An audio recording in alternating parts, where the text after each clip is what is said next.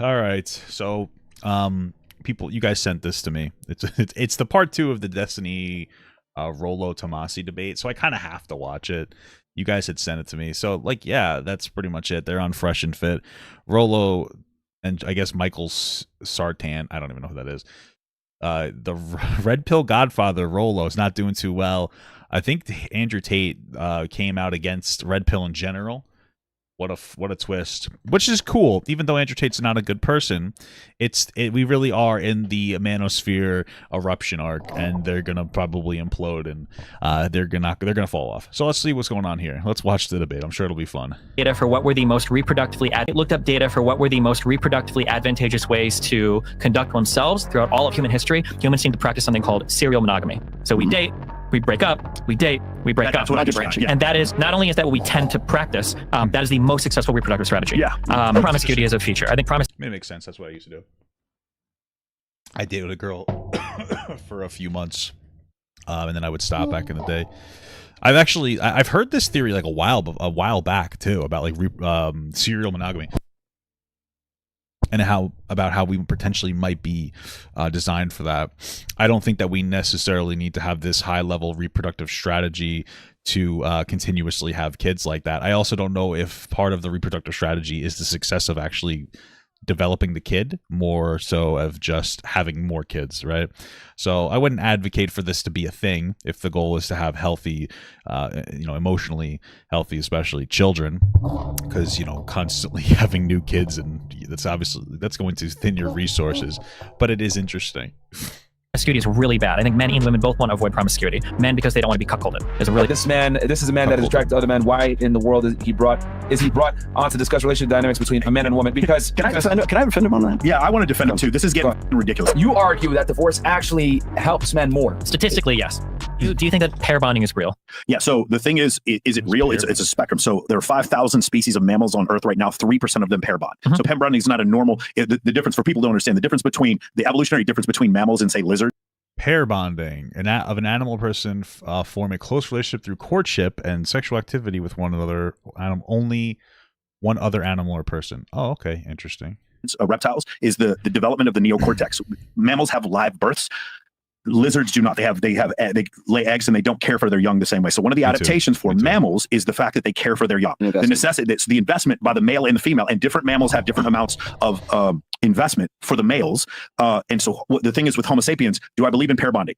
I believe that the way Homo sapiens, this is the way Dr. Buss describes it. It is a lifetime of polygamy. Oh no, polyandry. I'm sorry, polygyny, polyandry, polygamy. No, polygyny is two women and one man. Polyamory, a type of polyamory interspersed with small periods of monogamy. That's how I would answer the question. So there's not one total answer for it. Pair bonding in the Pleistocene times would be a man staying with his wife for at least 3 years until the child would be able to walk.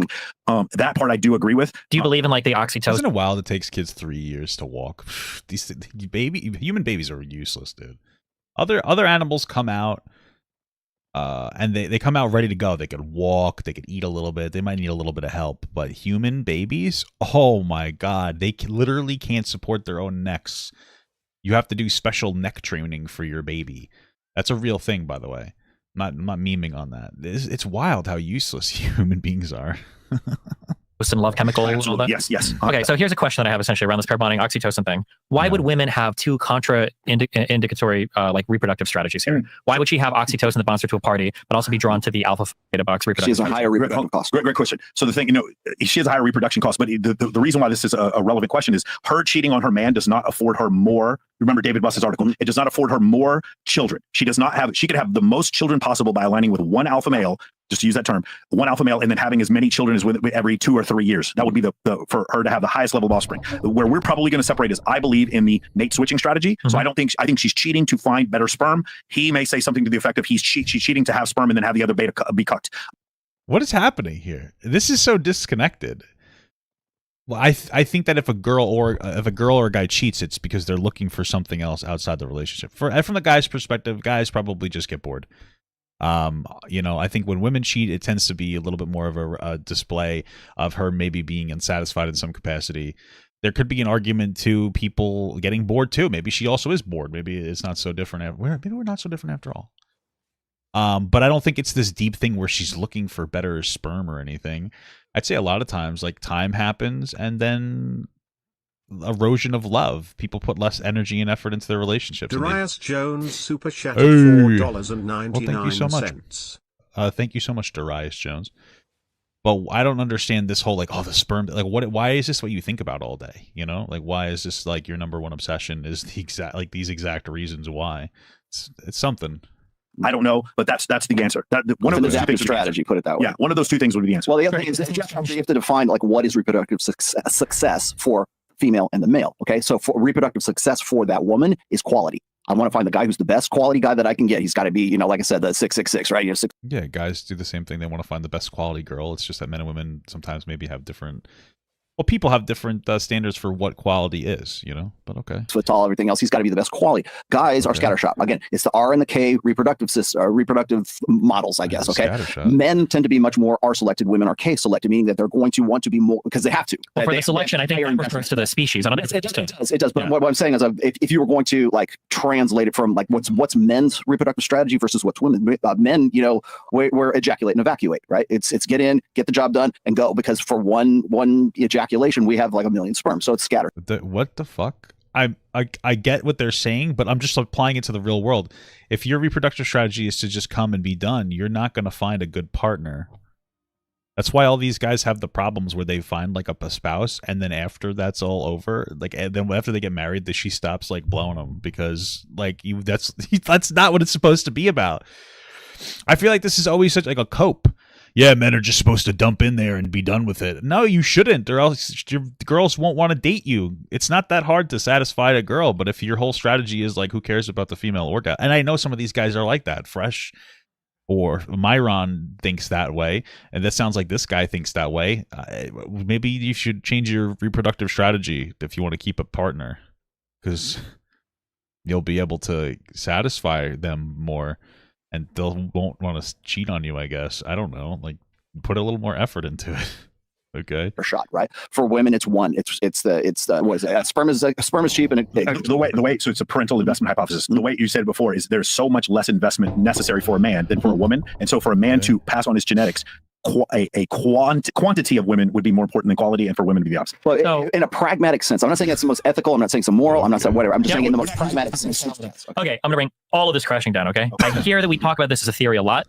I don't think anybody is a proponent of this theory anymore. You brought up Bus, and I know that you said you have contentions with Bus's current work is because he no longer believes in this kind of, like, dual selection strategy. And then do you believe in a mate switching strategy? No. You don't believe in a mate switching strategy? When I looked up data for what were the most reproductively advantageous ways to conduct oneself throughout all of human history, humans seem to practice something called serial monogamy. So we date, we break up, we date, we break up. That's what I described. Yeah. And that is, not only is that what we tend to practice, that is the most successful reproductive strategy. Yeah. But that's a mate switching strategy. But it's not like you dump somebody immediately just to, like, upgrade, because that, I don't think there's any evidence for that. There's no data for that. The thing is, how do you make data for upgrade? Do you see what I'm saying? Like, sure. So here are some things that people measure. So one thing is EPP, I think it's called extra pair partners. When people do broad research in society and they try to find, like, how many people are having these extra pair partners, how many people are married to the beta bucks and then f***ing the alpha guys for the genetics, the highest rate you can find in the poorest of areas is 6%. But globally speaking, it's about 1 to 1.5% in almost all areas. So the idea that women are going $4.99. Hey Papa, been a fan for a while and want to say thanks for the thank you you, heard of Law Genesis, a crazy rabbit hole about a crazy incel? No, I haven't heard of that. Thank you for the $10. I'm assuming you tried to donate and say something before. I'll look into it. If you have anything you want to send me specifically, you can send it to my Instagram. Out to fuck men and then coming back to their beta guys, there's no data to support that. Not only is there no data to support that, from an evolutionary point of view, it actually doesn't even make sense if you really think about it, because human females don't actually give any outward indication when they're fertile. So, for instance, we're talking like that. Got it. Yeah, I could smell it. I could smell it when you're fertile, when you're ovulating. Man, God, it's so funny because, all jokes aside, my wife and I went to, we've been trying to have kids, and we've been going to, like, ovulation doctors and stuff. Or we have like one doctor. We don't go to multiple. I got to get my boys checked. We're covering our bases. And one of the things that she says is that the doctor was like, it's interesting. We're going to give you, like, this medication, but a lot of times, like, for whatever reason, the guy, usually with the people in her experience, they kind of, like, know, they start doing it. like you could like sense it. There's like a whole. I guess they have some kind of a pheromone smell. They could sense when like the girls like ovulating and stuff. So I could tell. I could smell it, dude. I could smell it on my wife. You know, it's all the pheromones, dude. It's just pheromones, bro. All right. The estes stuff, right? Yeah. So for instance, when we talk about like cats, if I wanted to be an alpha male cat and have a fuck ton of kids, that's a very easy thing to do because you can see when cats are in heat, when they're in their estes, right? You find the cat that's screeching and then you fuck them and you have a kid and then you peace and you can get a lot of cats pregnant that way, I imagine, if you're a tomcat and you're trying to fuck a lot of cats. But for human females, the only way to ensure actual reproductive success is because they don't give any cues externally about the status of their fertility is to just stay with one and have sex over a long period of time. There are still studies that show that women act differently when they are there are studies that show that women have different preferences sometimes when they are on different parts. Yes, but it's whether or not they act on those. And this is the importance of measuring extra partner pairings, is that you can ask a woman, do you think that certain men are more attractive at different parts of your period, or at different parts of your ovarian cycle, or your cycle, basically? And women will say yes, but they don't actually act on it. So you're just saying that these are preferences, but they don't act on it. Because there's a study, again, at the end of Why Beautiful People Have More Daughters by Satoshi Kanazawa and David Allen, where they talk about women actually retain more sperm from men that they cheat with than men that they don't cheat with. And that was part of the reason why the dual mating strategy came about, was because of those studies. There's also some. I'm a big fan of Dr. Marty Hazelton. I've been using her work since the very earliest days. Also a student of Dr. David Buss. Okay, and so. She's got a book called Hormonal, and it's basically the ovulatory shift. Because what we're talking about here is ovulatory shift. Okay, so when we talk about the dual mating strategy, ovulatory shift proposes that when a woman is in her proliferative stage, when she's in the ovulatory stage, she's looking for a guy with more masculine features. She's looking for the guy who's going to like slit throats, right? When she's has had when the egg has already dropped and she's already passed the ovulatory phase, she gets into what's called the luteal phase. In the luteal phase, that's when she's looking for comfort. She gets into what Dr. Marty Hazelton has said is a sort of a nesting. What it translates to is when a woman does get pregnant, she goes through, I want to say it's the first trimester or like maybe the second trimester, she goes through what's called the nesting phase, where she like wants to put all the, get the baby crib and everything else. But like, if you think of this in a shortened version throughout a 28-day cycle, that nesting period is right around where the luteal phase is. And that's when she starts calling up her telephone friends, and she like guys with more female features, or she wants her girlfriends to come and hang out with her, and she's feeling bad because she fucked the guy in the club when she was in her luteal or her proliferative phase. And then she goes through and this is theory, okay, but then she goes through postmenstrual syndrome, where she gets really bitchy. The theory behind that is that so we have a phase where a woman wants to make a babies, right? She wants to make babies, so she goes through a phase where she wants like a masculine man. Then she goes through a phase. I'm assuming these are micro phases. Then she goes through a phase where she wants a generally more feminine man, and then she goes through phases where she becomes bitchy. She said PMS. So, like, why can't that be one guy? Or what is femininity? Like, how long are these phases? I'm so confused, because if it's like PMS is a long-term phase, right? That's like over... PMS is like a whole... Right? Am I thinking... Hold on. Give me 1 second. Am I thinking something different?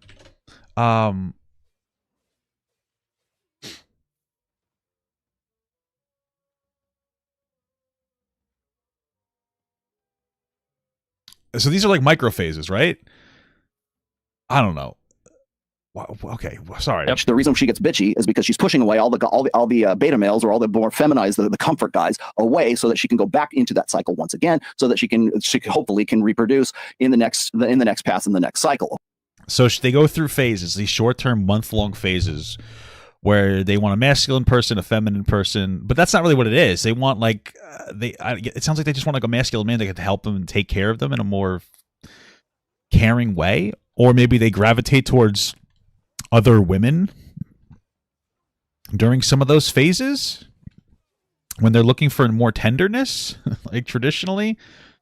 But like a guy can satisfy, or should be able to satisfy. I would say that it's a clingy phase. It sounds like it's kind of like it sounds like to me it's a horny phase, it's a clingy phase, and then it's a bitchy phase. I mean, like, listen, my wife has those phases as well, and I happen to be able to satisfy all those phases. So I'm okay, interesting, I guess. I feel like I feel like it doesn't need to be that deep, but okay. Interesting. Not really. Okay, so how does that relate to the dualistic mating strategy? The proliferative phase is what I would colloquially term as the alpha phase, and then you've got the beta phase, which is right after the egg drops, and whether she's pregnant or she's not. Now, people are going to say, well, what about hormonal birth control? We can talk about that later on. But as far as the dual mating strategy is concerned, that's the micro biological side of alpha fucks and beta bucks. So when we're talking about these things, now here's I know the criticisms of this, but I want to point out also that in Dr. Marty Hazelton's work, the idea where they go and they say, well, are you attracted to these guys? Is it the guy with the the chiseled jawline and everything? And then the women are saying yes and no. But the thing is that women don't seek extra pairs. But like that's interesting. So if the way that they studied the attraction is they had them look at different guys at different phases, like hot take, I'm attracted to other women than my wife. Hot take, my wife is attracted to other men than me. But other women sometimes too, so that's cool to think about, guys. For my wife. But that doesn't mean that like I want to date or she wants to date with them or be with them in any capacity. Like I've looked at girls and go like, oh, she's cute, but I don't want to date them. I'm married. I'm happily married. There's no other person, right? So like just because they might be attracted doesn't mean that they're gonna act on like I guess what Destiny was saying before, they act on the attraction. Oh, I'm attracted to fucking I don't know, the guy that laughs funny from Superbad Seth Rogen. My wife said that she has like a crush on Seth Rogen. She wouldn't actually go be with him, or Seth Rogen would die. No, I'm just kidding. I like Lucy Lawless, the warrior princess, but I wouldn't go date Lucy Lawless. You know what I mean? It's just like, oh, they're attractive, but that's it. That's it. Like that's people maintain their attractions to like other people. They just don't act on it, or they shouldn't. Okay. If they're already in what is termed as a satisfying relationship. Yeah. So that's where you get these incels who like just throw caution to the wind and say, oh, I'm doomed. It's hypergamy and it's like a straitjacket and she's just going to want to fuck Chad when she's in her proliferative phase. Okay. And the Jews ain't worth the squeeze. Now, no matter what she's going to cheat. No matter what you're going to do, it's bullshit because there's too many variables right there, whether she can and she can't. But the most important one is this, is that in those studies, when Dr. Marty Hazelton was going through this, the women who stated that they were in a satisfying relationship, they wanted to fuck more, but they wanted to fuck the guy that they were with at that time. And I agree with this, but again, fuck the guy they were with. That's not alpha fucks beta bucks. That's just being with their partner. What if the guy who was the provider and the lover were the same guy? What if it was Brad Pitt? That's the issue that researchers have started to converge on. Well, that's the thing, though, is that men just need to step up a little more and be a little bit more than just moneymakers or this or that. Like, you have to be emotionally providing. Back in the day, a good man who just brought home money to the wife and kids. Now you got to come to the table with a little bit more. You got to be a little bit more emotionally satisfying. Women are coming to the table with more. Men do too. Women are coming to the table more with like a little more with money and whatnot. So men have to come over to the table a little more with emotion. That's what I like today. Guess what? I got up. My wife got up too. And she was like, oh, I don't know what to have for lunch because we didn't do any shopping. She's going on vacation at the end of this week with her brother to go somewhere. So like she didn't really do shopping. My wife usually does the shopping. So I'm like, oh, don't worry about it. I got my wife Subway. And that made her really happy. That's like an emotional thing. Obviously I'm providing her food, but it was like, oh my God, she went to work and then I went and I drove it to her work. Little things like that. You just got to step it up a little bit, guys. Okay. Or I saw a nice card. My wife likes cards. I don't like cards. I think they're stupid. My wife likes cards. So I went to the store the other day. I bought her a card and I put gift cards in those cards. It was for a date night, right? I probably went a little overboard. And then if you do this, maybe you could spend a little less, but I got her 4 $50 gift cards to 4 different shopping places. I don't remember all of them. And then I got her $100 gift card to either Cheesecake Factory or Red Lobster. It's like a dual card or something. You know what I mean? Like that. I guess I'm providing money, but it's also like nice. Or just hugging, kissing your wife, listening to her throughout the day, blah, blah, blah. Even if you don't care, you just got to put the damn phone down, guys. That's pretty much it. So be her rock and her cock. You know what I mean? You just got to come to the table a little bit more, care a little bit more. It's not really that hard. Is because initially there was this kind of like dual selection hypothesis, but the problem is every single time they try to research that, it just doesn't show up. So Gangstad was one of the original proponents of this theory, and in June of last year, he did a huge literature review on why we haven't seen any studies replicating this dual mating hypothesis. I'm not going to read too many block quotes, but I'll just, for this one here, in our recent collected data set of 181 women, we examined moderating impacts of ovarian hormone levels, that's the hormone cycle thing we're talking about, on the association between male partners' attractiveness and women's extra-pair sexual interests. Analyses found that when women's progesterone levels were low, characteristic of the follicular and peri-ovulatory phase, partner attractiveness more strongly predicted extra-pair interest in a negative direction, consistent with previous effects. However, some pre-registered effects examined were near zero. So while these effects exist and are statistically significant, the effect size is very small. You mean actually having sex? Actually cheating. Well, in terms of like they express an interest, but it's a small interest. It's statistically significant. For instance, like I can measure a huge population and know with a high degree of accuracy, it's statistically significant. These people on average have 101 IQ, and these people have 100 IQ. Could that and then real quick, let me just real quickly just finish this block, okay? All in all, the null hypothesis that there exists no effect is a very poor explanation of the overall pattern of the results, even if we currently do not fully understand the reasons for variable effects. This moderation effect, if robust, begs a question. This effect assumes that women differentially value sexually attractive features across conceptive versus non-conceptive phases. Yet, as we discussed above, large-scale replication studies have not found strong, compelling evidence for hormonal moderation of mate preferences, for example, for muscular bodies. Durant et al. Suggested one possible resolution. Perhaps mate preference shifts are moderated. For instance, women who are strongly attached to partners may express relatively little interest in extra-pair men when conceptive. It may make sense that these women also show little evidence of increased interest in, say, muscular men when conceptive. The same may apply for women with attractive partners, or more generally, women who show relatively little interest in extra-pair men during conceptive phases for other reasons. By contrast, when women do express interest in extra-pair men when conceptive, they may be particularly interested in muscular men. This may be one reason why preference shifts are weak overall and not consistently detected, and it also remains untested to date. So it's basically saying that, like, if I find a woman and she's in a happy relationship, she might have a 0% chance of ever stepping out of that man. If she's in a happy relationship. Yeah. But if I test her on different parts of her period, on different parts of her cycle, different parts of her cycle, at some part she might say, I like muscular men more at this part of my cycle. But that's not indicative of anything. Totally agree. Sure. And what you're saying is that makes perfect sense. Maybe she likes a little more masculine men sometimes, maybe a little more feminine. But feminine to me in this case is just somebody that's like a little bit more emotionally intelligent, that wants to take care of those emotions, and then sometimes a little bit bitchy. Whatever, right? That's just women. That's my wife's phases. I feel like that's pretty much all. I mean, like men have similar phases, by the way. Obviously, I have my phases where I'm feeling like this or like that. We all go through our phase. I have like my cranky phase, which I guess you would say, instead of bitchy, you'd say cranky. We kind of all go through that stuff. No, we're all kind of doing the thing. Study one more time. So this was researchers at all. Sure. So it was the name of this is called Women's Estrus and Extended Sexuality: Reflections on Empirical Patterns and Fundamental Theoretical Issues. And the two researchers are Stephen Gangstad and Trent Din. Gangstad was one of the original opponents. It was a colleague of Hazelton. Correct. I'll just put Gangstad. It's 2022. June last. Can I fuck this all up really quickly? Go for it, yeah. Okay, so 73 teams, the same hypothesis with the same data. Some found negative results, some found positive results, some found nothing. No effective expertise or confirmation bias. Idiosyncratic research variability is a threat to reliability of scientific findings. This is Steve Stewart Williams, who wrote the ape that understood the universe. So what we're talking about is the crisis of replicability right now, which is rampant in academia. Okay, so let's say this. Let's say what your hypothesis is. Super chatted $2. You look like that guy from Pizza Tower. I don't know what that means, but thank you. Are you talking about from Pizza Planet? What are you talking about?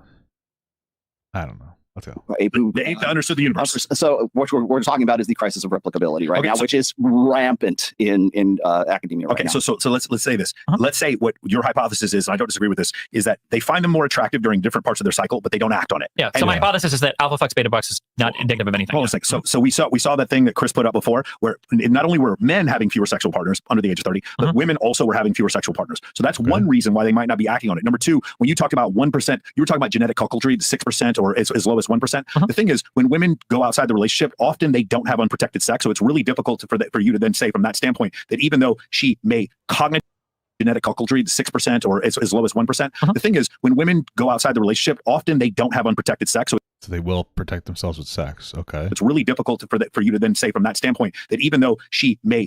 But if they're biologically looking for sperm or something like that, as your claim, wouldn't they not wear protection?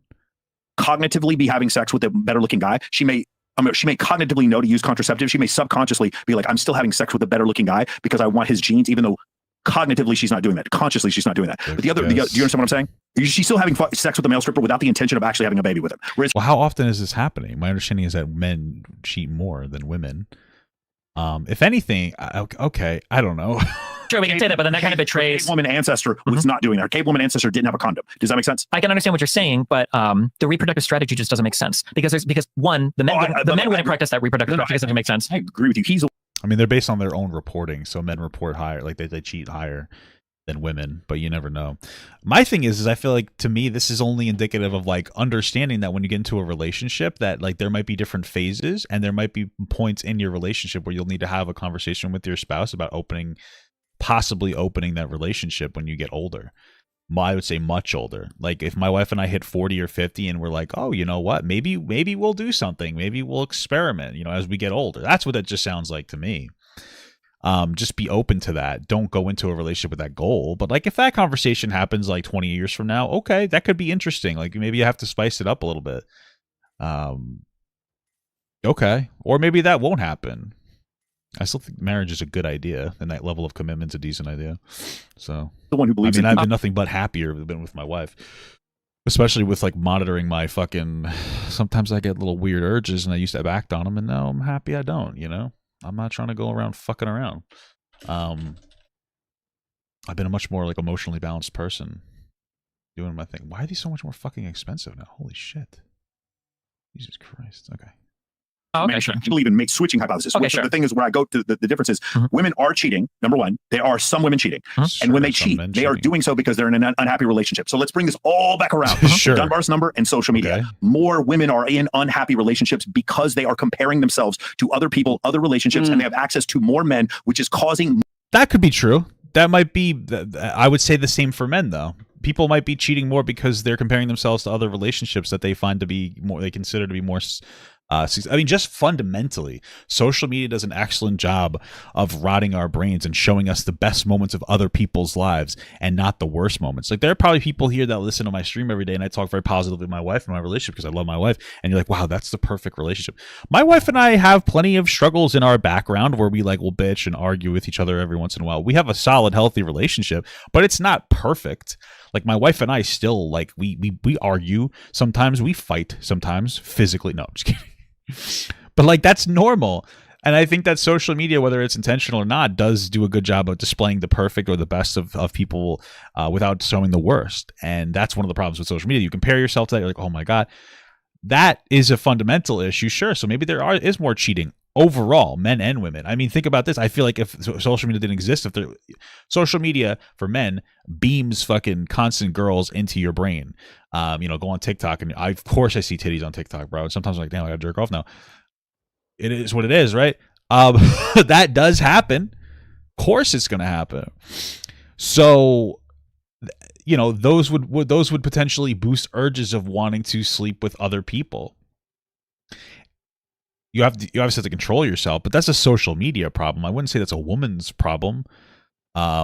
Okay. More unhappy relationships, which is causing more cheating. Yeah, but despite all of that, men still cheat more. Oh, I don't disagree. Men cheat Only more. slightly now. But It's only slightly now, but they still. But you would imagine that But if they women close together, really if closing the gap right there now. are a couple polls. Well, there was a recent YouGov one. I read that New Yorker article that you read that referenced one in 2016 that showed that the gaps were closing quite a bit. But there's more recent data that shows that it's still about. The thing is, there's an article like damn near every year where like and it goes both ways. Sure. Well, but the problem with that New York paper is it was citing something from a McKinsey Institute, which the people that they survey is questionable. But regardless, let's say that I grant you that it's the same. If we're arguing that women are hypergamous, women have access to all these men on social media, women are on Tinder, Instagram, and all this, and I know you've tweeted out before, and I think you guys have said, I don't know if you agree with that women celebrate cheating more than men, or like women are going to get shit from it. Divorce. Sure. Yeah, and that women's friends are going to be like, you go queen, and men are like, don't cheat, right? All of these things were true. Wouldn't we? Let's just be real here, though, bro. Okay, men don't do. Oh my God, you shouldn't cheat. Listen, dude, that's just not happening. All right, like I don't think that that's happening. And the celebrating women for cheating, I don't think that that's happening either. So okay, whatever. We expect women to be cheating way more than men. No, because the male thing is keep your mouth shut. Oh yeah, you know what I mean? Just keep your none of my business, bro. You know what I mean? And they have an easier time doing it because they go where they want, right? For sure, but women don't cheat more than men because men are more interested in casual sex. Like if men are obviously, I mean, you don't disagree. I mean, men are more interested in casual sex than women. That's the reason. So let's go back to the thing I said before. Okay. The main point of the study was that 83% of the time when a woman cheated on her, stepped outside of a marriage, she fell in love with her affair partner. Yeah, I understand what you're saying. 30% for. Sure. I think that I forgot the hormone that they talked about that, but there's like a hormone secretion. It makes sense that a woman would fall in love at a higher rate after they slept with somebody else. Because my understanding is that there is, what was it? I forget the fucking hormone. They mentioned it before, but like that hormone is more strongly present in women, I guess, when they have sex. I mean, that's totally possible. Sure. Okay. Does that mean that it's like a long-term love feeling? I wonder. I guess I could look at the study, but for men, which means for men, they could have sex and it didn't mean as much. Where women, when they would have sex with another partner, their intention was to switch partners. Sure, and I could buy that. That doesn't show that was their intention was to switch partners. It could have been, but that doesn't show that their intention was to switch partners at all. It shows that they falling in love is different from like that intentionality of going for it. Was it oxytocin? Is that the love hormone or whatever? It could. But either way, men are also going to catch feelings. Yeah, I think it is oxytocin. Or also, you can't sleep with somebody else without catching some kind of level of feelings. Men might have that feeling in a lower amount. And I would say that like when women are looking to cheat, generally, I would say that they're more looking to go outside the relationship, an end of the relationship where men are just kind of trying to fuck around. But it doesn't necessarily indicate that they were looking for it. But they might have been, I suppose. But then there's the schism here is I'm fighting against the dual sexual. So you I think it's all strategic. the mate switching. You disagree with Rollo on the Exactly, yeah, because you guys have a big disagreement. It's not a big disagreement. Because the question is, what is the mating strategy? Because you're saying women are always to find long-term partners, which I agree with. Yeah. But here's the thing. The reason why I don't completely disagree is because I used to live in Los Angeles and I live in Las Vegas, and there's tons of women who are straight up cucking their boyfriends, and I meet hundreds of them. And then what you're going to say is, well, yeah, I mean, that's selection bias. Well, what I'm going to say is at the beginning of the debate, I agree that we're not going to do stories. We're just going to on the research, right? Sure. What I'm saying is, but there's enough for me to say it's statistically viable that women are still doing what he's saying. It's just not all women. So the discussion is it 50-50 or is it 85-15 or is it 90-10? Based on like cuckold, I think one of the studies I even have is like the cuckolded fathers or whatever. And again, those extra partner parents are literally, it's like 1% of all. Because of contraceptives, I don't know if that's... It's not even contraceptives. This is historically, because the only way they do this is through genetic analysis of like broad spectrums of people to try to figure out like, so it just doesn't seem to be the case that many women practice that reproductive strategy. Another study that you guys bring up too, that's kind of in this wheelhouse is a long time ago, there was a genetic collapse where there was one man for every 17 women, right? Are you talking about during the it was like 8,000 BC, I think. Yeah. Okay. Yeah. So for a while, and I think in 20... a near extinction event after the agricultural revolution? What are you talking about? There was a 2015 study that showed that prior to this, there was a big genetic collapse because of a near extinction event, but this was a particularly interesting one because it was only a genetic collapse of the Y chromosome. So it looked like for a while, only like there was like one man's genetic diversity for every 17 women. You're talking about this whole thing. Pat Bet David came out with a thing saying 40% of men throughout history have replicated and 80% of women. Is that what you're talking about? No, it was more specifically, it's something that Rollo specifically brought up in his show, that there were 17 women for every one man. Here, I'll get it for you. Yeah, there's a 2021 video where he brought it up. I can play it for you if you want. I use it all the time. Sure. Yeah, exactly. I know exactly where it is. However, so researchers from Stanford in 2018 went back and they looked at this data, and then they looked at how people lived in those time periods. Yeah. And if you really think about it, it's impossible that one man could have 17 women for a variety of reasons. The first is because they couldn't come enough. I could handle it. Plus, then if you had 17 women as a guy, you wouldn't have to take care of them emotionally because they could just take care of themselves, you know? And since women's ovulation cycles will kind of like, my understanding is that like when multiple women are in a household, their cycles cycle together. They match up. So you got 17 women on their period in the same household. Boom, bada bing, bada boom, easy. Like they can hang, you know, when they're all feeling a certain way, they could just empathize with each other. They could just take care of each other. It'll be so beautiful. And I wouldn't need to be there because that doesn't sound at all like a miserable experience, right? It sounds perfect to me. So boom, figured it out.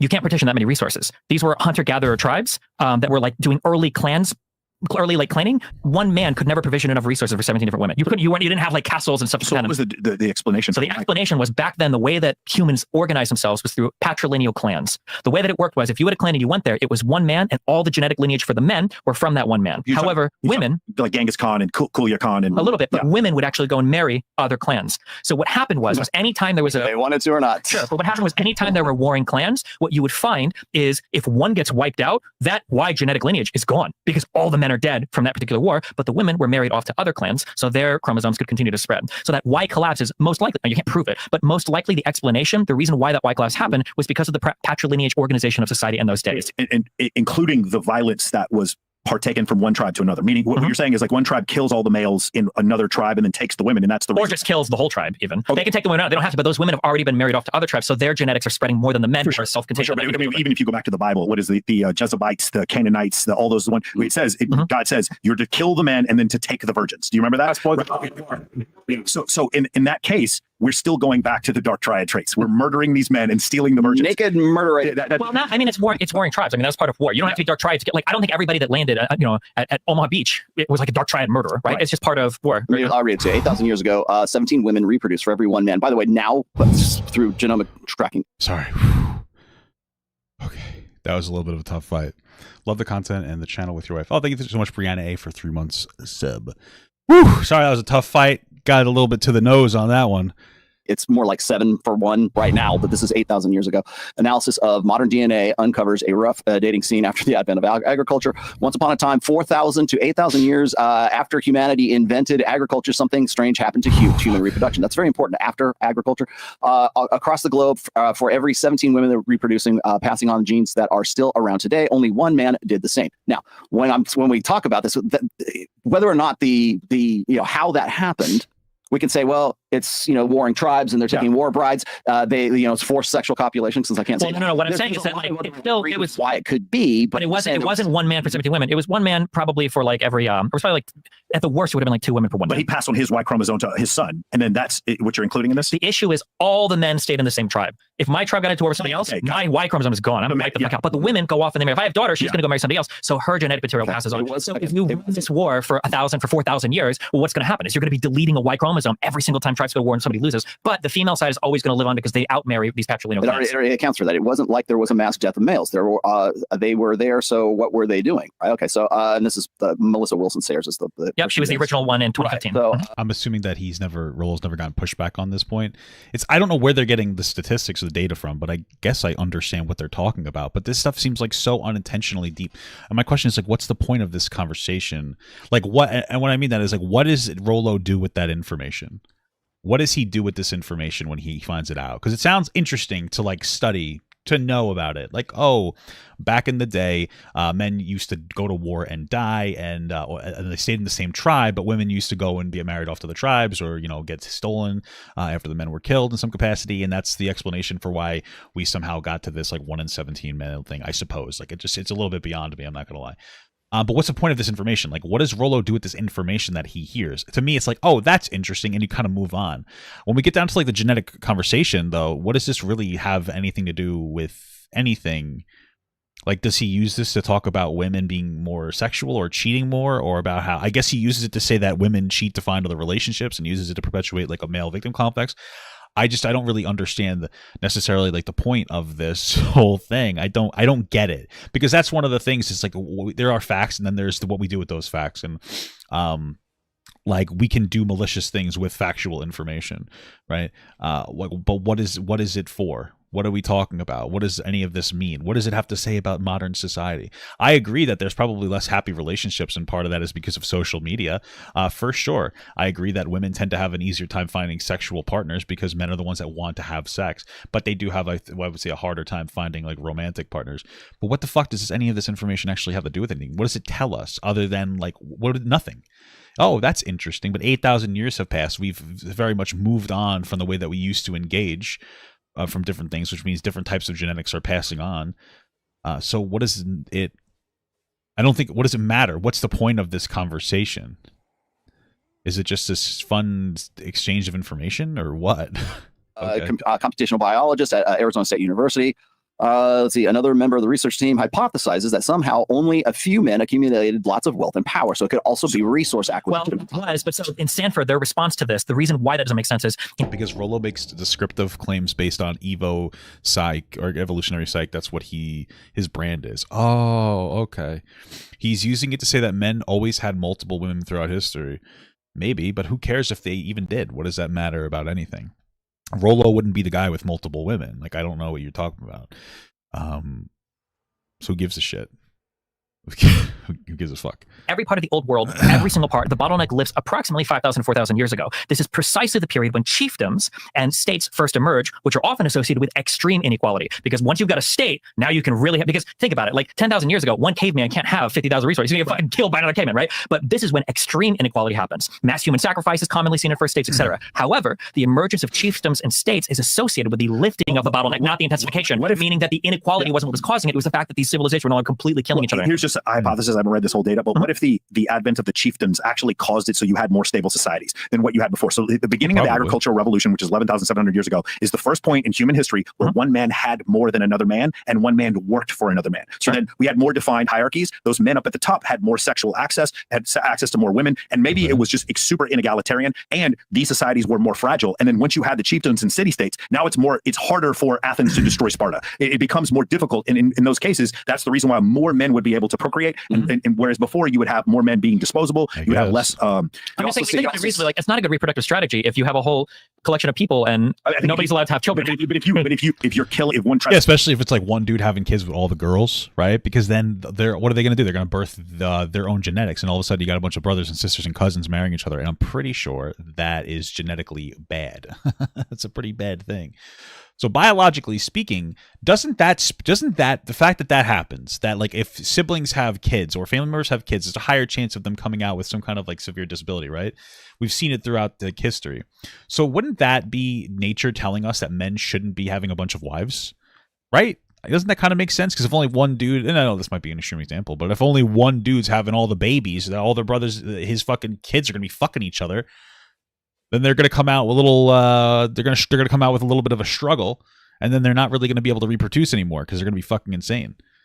So, I don't know. Killing another one. It's not a strategy. It's just like survival. Socially enforced monogamy. Sure. Well, to some extent, unironically, that is like the dominant. We went from Old Testament polygamous societies where it's one man with many, like two wives and many concubines, whatever it is, and now you're going to one man, one woman, and we're. If someone's dating advice starts with like, okay, so 11,000 years ago, I'm moving on. Yeah, that's probably a fair thing to say. I would say. How's it go at table? Yeah, that is a little bit of interesting. 11,000 years ago. Yeah, that's a good dating strategy, guys. Okay, so 11,000 years ago, we were allowed to follow like 8 girls. All right, so let's fuck. At least it's forward. Changing really the mythology around that. Like, well, the biblical stuff is hard. Well, I mean, it doesn't have to be biblical. It could be like, I don't know, the poem of Gilgamesh or whatever. I mean, it's at that time, that's when it became one man and one woman. Sure, but even prior to that, it was never that unbalanced. Yes, but it coincided with agriculture. Sure, but I'm saying that even at the height of unbalance, it was never more than like 1 to 3. The thing is, it still was 1 to 3. There are fewer men having children than women. Is that? Yeah, it was fewer, but not 1 to 17. 1 to 3 is a lot different than 1 to 17. Did you? Well, even now it's 1 to 7, and they can show 1 to 7. So it's not. It's somewhere between. I think isn't it 40% and 80%? I think isn't that the number? So that's. But who's to say? Like, I don't know what the numbers behind that, but that was Patrick Ben-David putting out a thing saying 40% of. He was over the top. And 80%. We did digress a bit here because we were talking about promiscuity, but I was really fascinated by what you guys were talking about. No, I mean, okay. So as far as promiscuity, we agree. The thing is, I think the thing is, how much do we agree? I never thought it was 17 to 1. I thought it was I thought it was like 3 to 1. I've heard the number 17 to 1, and this study gets thrown around. Yeah. But it doesn't make sense because if you imagine that men were using their resources to capture women, why is it that when states emerge and wealth inequality starts to explode, we saw the bottleneck disappear? Because now inequality is getting bigger. Should it be even more women to women? But it's not. I think possibly because you have a more, even though these chiefdoms are, totalitarian, I think you have a more stable society once you have city-states. Yeah, and they're getting wiped out because they're in patrilineage clans that are getting completely and totally destroyed. Right. I think the likelihood of you wiping out one tribe or another once you have city-states is less. They're not living in tribes anymore. They're not farms. Exactly. Now it's harder to wipe out an entire. I agree. I think you guys are in agreement here. Yeah. But we are going back to the promiscuity because I know. Well, just real quick, because we can do the promiscuity right next. But the thing that I want to highlight in all of this, because that 1 to 17 thing doesn't be true. The extra partner pairings doesn't be true. I don't see as a reproductive strategy this dual mating thing practiced anywhere. It doesn't show up in any empirical study ever. It can't be measured. It's an interesting theory about like the parts of the women's cycle. Okay. Yeah, but it doesn't seem to show up anywhere in the data. Let me just explain one thing here. Is like when I see Dr. David Buss, who has his story. I mean, you can go back to Trivers if you want. You could go back to the mid 70s, where the dual mating strategy has become sort of picking up steam. Let's just say. And then it comes into its own with Gangstad and Hazelton mostly. And everybody's all on board with that. And then suddenly, somewhere around 2015, everybody wants to change their mind about it. And where that also coincides with the crisis of replicability. So that's number one. Number two is even if the dual mating hypothesis is correct and the mate switching hypothesis is correct, they can still coexist together. Because if you're looking at dual mating, it doesn't necessarily preclude the interest or the reasons why that woman would want to be with that guy in the first place. So can we go and talk about sexy sons theory on top of that? Sexy sons? The whole point of dual. What the fuck? Okay, I'm interested in some sexy sons as long as I'm a sexy son. You know what I mean? Sexy son of a gun. I don't know what's happening.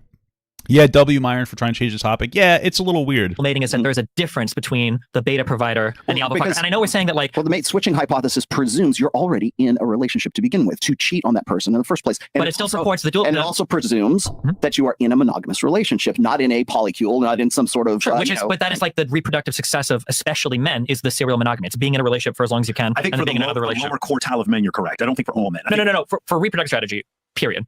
now, if you want to talk about exceptional circumstances where one guy's like buying rights to like the aristocracy or harem, sure, we can talk about that. But at that point, we're not talking reproductive strategy. We're talking about like some social, that's like socially constructed, right? 20 women don't gravitate towards one man. If one man has a kingdom and he says, you 20 women are going to live here, I'm going to kill you, right? So that I wouldn't consider that part of like reproductive strategy any more than I would say reproductive strategy is to play StarCraft for 10 years so you can find girls to show up in your Instagram DMs, right? I wouldn't say that's like a valid reproductive strategy. That's a very unique situation. Does that work for you? Yeah. Okay. But I wouldn't say like a valid. Yeah, I know, right? Bro, what is with the mic? Right. But like in terms of like trying to find research on this, like Dixon et al. 2018, Jones et al. 2018, Younger et al. 2018, Markinkowska et al. 2018, Stern et al. did 3 different studies, 2019, 2020, 2021. All of these people are trying to find evidence that women differently based on their hormone cycle. Nobody has ever. And they all started it when? 2018. Well, but this has been researched for like 20 years. People are trying to get anything. Now, if you want to say that academia is broken, that's fine. But one of the reasons why I laid down those initial ground rules is because we can only argue from the data. I agree with you on that. Yeah, because we start saying like, well, okay, data now, but because the thing that bothers me too is you guys are very keen to cite Buss and Gangstad when it supported you, but now that it seems like the research is moving in another direction, now we're like, okay, well, hold on, I don't know much data. And I would,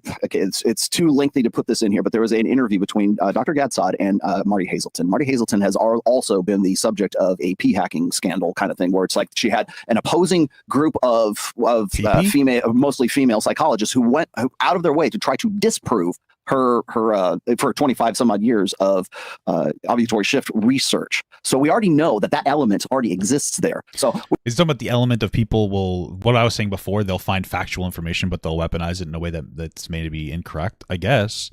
But is this whole argument that, hey, this person found this information that agreed with me, but then they got pushback, so they changed it, and now they don't agree with their own research anymore, but that must just be like a conspiracy theory?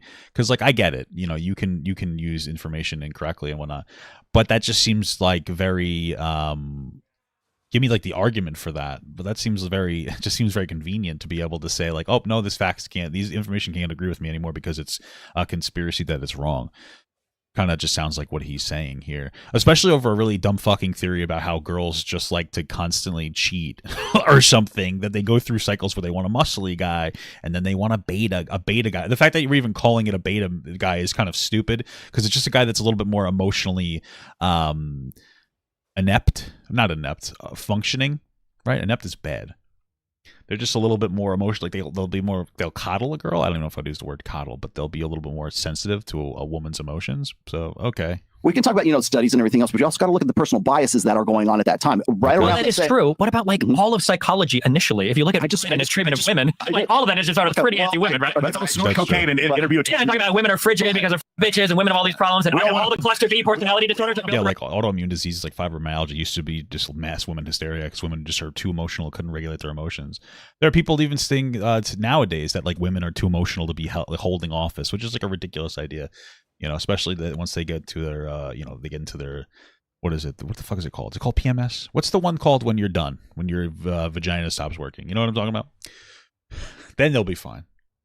So, like, yeah, that bias makes a little bit more sense. Around like women traits. Empathy, yeah. Moms. I'm not to say that like you're absolutely right. What I'm going to say is that honestly, I think that there is a personal bias against ovulatory shift because it is an unflattering truth of female nature. That's why they're going after it. That's why it's not reproducing or replicating. But it's also one of like hundreds of other hypotheses that are either replicating, not replicating, or there are null results. The problem is in academia right there, and it all starts right around when you're saying about 2018, which also coincides with about the same time that Dr. David Buss comes up with the mate switching hypothesis and comes out with men behaving badly and comes out with his own dating program at that time, endorsed by Huberman and Alex Hormozi. I mean, I don't know if Hormozi, but I know Huberman is on board with that too. Chris Williamson and him are writing a book together. Exactly. So, it just sounds like everything's a conspiracy if it doesn't agree with this guy.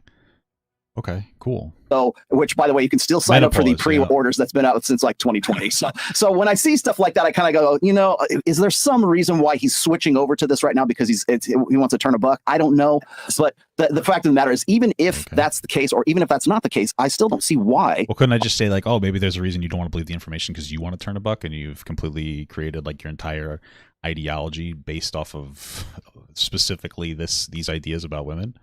Couldn't I flip it around on you there? Like, ovulatory shift or dual mating strategy can't also coexist with mate switching, because you would have to have a mate in the first place before you can switch the mate. What is the adaptive strategy to get to get that guy in the first place? Well, the adaptive strategy is just simply looking for the man that can provision resources for you the most. But you're only focusing on one side of that nature. Would you agree to this, that women want to get the best genetic material that they can get from a guy, short-term sexual alpha? I don't think that women are actively thinking about getting the correct genetic material from a guy. I don't think it's thought of like that. I think it's more like women are thinking of just a nice guy, maybe that they're attracted to. I mean, I guess that's probably how they would interpret that. This guy's fucking shitting on me, dude. Holy moly. Oh, I just got cooked. Maybe that's how they're talking about it. Dude, these are so close today. Holy shit. But okay, sorry. Flux and beta bucks being long-term security, provisioning, protection, and parental. No, I disagree. So, and this is where wait, the betas are long-term security? Long-term security, material that they can get from a guy, short-term sexual, alpha flux, and beta bucks being long-term security, provisioning, protection, and parental. No, but long-term security, isn't that something that you're always claiming is like an alpha strategy, being able to take care of somebody in a long-term capacity because you have like a long-term amount of money and finances? So why would that be a beta thing? And then we would have to prove if this was the female mating strategy, or if this was the human mating strategy where a woman would get a baby from like a really alpha guy, then how come men are drastically less likely to take care of another guy's kid, but women are exponentially more likely to take care of another woman's kid, right? Like I don't understand, because women are more likely to be with a single dad than men are likely to be with a single mom. So that doesn't really make any sense to me. And people do change and have hormonal shifts throughout their relationship as well. I mean, okay, whatever. Disagree. So, and this is where what do you disagree with? The thing I'm going to say, and I might lose the audience here. I don't mean to, but I think that just real quick, because I don't think just so you understand what you're saying, because you're saying that women want both, right? The guy that can provide and still total package. I'm saying that genetically, what you want is resources. Like, and that's what most of these guys are focusing on right now, without looking at the guy the hot guy in the phone cam. Right, and we can draw like just those stories that sound good, but one, it doesn't show up in the data. Two, anthropologically, it probably wouldn't even make sense. Like, even if you go to like the most barren tribes where people are running down animals, these guys don't look like Arnold Schwarzenegger. A lot of these guys look like He's saying the looks don't matter as much. No, I'm saying that like looks can help a little bit, but like ultra jacked dudes, those muscles come from the gym, right? You're not gonna find tribes in Africa with guys that can bench 315. You know, like it's not happening. If your argument is that we're just saying alpha fucks is only the very good looking guy in the phone cannon party, that's a placeholder. What I'm saying is that the loser beta guy who's the lawyer who makes a of money, in a genetic sense, that is the alpha, and that is who women would want to pass their DNA with. Yeah, that makes sense. I mean, it just sounds there's a collection of desirable traits, I guess, what you say, and like being physically attractive is one of them, obviously. And then also being financially attractive is a huge one. Like that's why you've seen some girls who might be a little more attractive than guys if they have a lot of money, because it's like women would be attracted to somebody that could take care of them. Like, yeah, for sure, that makes sense. I mean, it's independent of every person and all that. But yeah, sure. But it's so interesting that they talk about like the way that they even talk about like alphas and betas is this weird way where it's like women are just looking for this guy that's like super duper attractive to move on from like the guy. But the way they describe beta was somebody who can take care of a woman that has like long-term financial resources. Like that wouldn't be a beta quality. I don't like how do you define these words? It's so weird. You wouldn't want to pass DNA with the pool boy because he's a loser. No offense. He's a loser. He doesn't have resources. There's no guarantee he's going to survive long enough to reproduce. There's no guarantee. Maybe she wants to fuck the pool boy, but she's not going to want to leave, like, because she's bored and wants somebody like off a young fling, which is something wrong. And guys would probably do the same, or guys would be similar. But that doesn't mean that she's looking to leave the partner. That's more of a conversation about people getting older and maybe having, maybe want to get their rocks off a little bit or whatever, because guys do that shit too. Like, but there's no pool girls though, usually. It's usually the maid, right? The maid and the pool boy, right? Something like that. But okay. Will lock down a partner and reproduce, but the beta guy that has tons of resources can lock down one, or maybe even two, depending on what type of woman. That is the alpha. But you don't think women are having sex with these good-looking men? Of course they are. Again, that's to go back. No, it doesn't seem like it. It doesn't seem like it. Would they want to? Maybe, but do they actually do it? Whether or not they can or they can't is also about the desire. What did I say? Which calendar sells more, the dad bods or the? It's not about the calendar because you guys say that the sex is that exactly. But the problem is that you guys are doing these. You're doing two things that are making it really hard to understand. You're saying that women go on Instagram, women go on Tinder, women can f any guy they want now. Okay. Whether it's 50% of being flown to Dubai, they would like to think that they'd like to make it, or they get passed around by these high value men. Also, women are hypergamous. Okay, we know that they want to trade up as much tell us. We know that they want to leave their beta guy. But then when we go to the research, extra partner pairing children are almost unheard of. It's 1%. When we look at like how many women are actually engaged in this behavior, it's non-existent. And when we look at like cheating rates, it's men that are cheating more. So it seems like none of the data are aligning with. We have very clean and neat and cool theories, but they don't seem to explain anything. There's one invention that throws all that out the window. It's the hormonal birth control. Yeah, but even historically, when we look at extra partner pairings, it doesn't seem to be the case. I think that things change historically with Instagram. Things change historically with Facebook. Because again, we go back to Dunbar's number. For those of you who don't understand, he's an anthropologist who came up with the theory that tribes were about 150 people. U.S. military units are also. Yeah, okay. We're just kind of going in circles now. 35 minutes in. I get it. Like there's some data that says some stuff that doesn't really seem to be the case. That's it. Why are they so married to this theory about how women want to fuck chads? And then I don't understand. I don't really get it. Like, yeah, women like hot guys. Woo! Okay. And part of being a hot guy is taking care of your family. And everybody has desires to want to like fuck, you know. I'm sure that there are girls who go look up on Pornhub and find like Johnny Sins and like, oh my God, he's so hot. But like you wouldn't want to leave your husband for him. You just think that he's hot and you jerk off to it. Some way that, or flick your bean, I guess. The same way guys do that too. The girl, I mean, okay. Because I do think, because this is how I feel, and I think that there are plenty of men who feel this way, that like I might look at a girl on like a website or something, go like, oh, she's cute, and be attracted to her, but like not want to do anything physically. Like maybe you have like the fantasy in your head or something, or you watch like a video or something, but you don't actually want to do any of the actually like cheat or do anything. Like it's just like that's it. It's a thought crime. Like that's just normal behavior. But you don't want to like move on from it. It's like a little short-term fantasy, but you build so much with somebody, you don't want to throw that away. You're happy, you're comfortable. Then there's also the factor of insecurities that like your partner accepts your insecurities and you feel comfortable with them. And it's an incredible thing to be able to just stand naked in your house and not feel like the person that you're with is disgusted by you. Like frankly, it's an underrated thing that people do absolutely value. And you're not going to get that from like the fantasy girl on, Pornhub. That's just pretty much, that's it. I think it'd be more entertaining if they just kind of debated on like what the plot line of a new Transformers movie should be or something. At this point, I'm getting evaded. About 150 people. Once you get outside that number of 150, then you can't keep all those records in your head. Your RAM can't hold enough faces and names.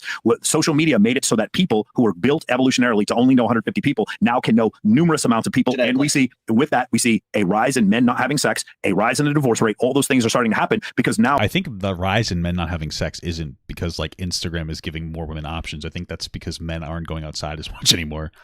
I don't know. Like I don't think it's that. I don't think that's part of it. I think a lot of guys are into like sports or rather like sports video games, like into video games and shit now. And that's more of a guy thing to do, especially historically. It's always been more of a guy thing to do, whether that's environmental or genetic. I don't know.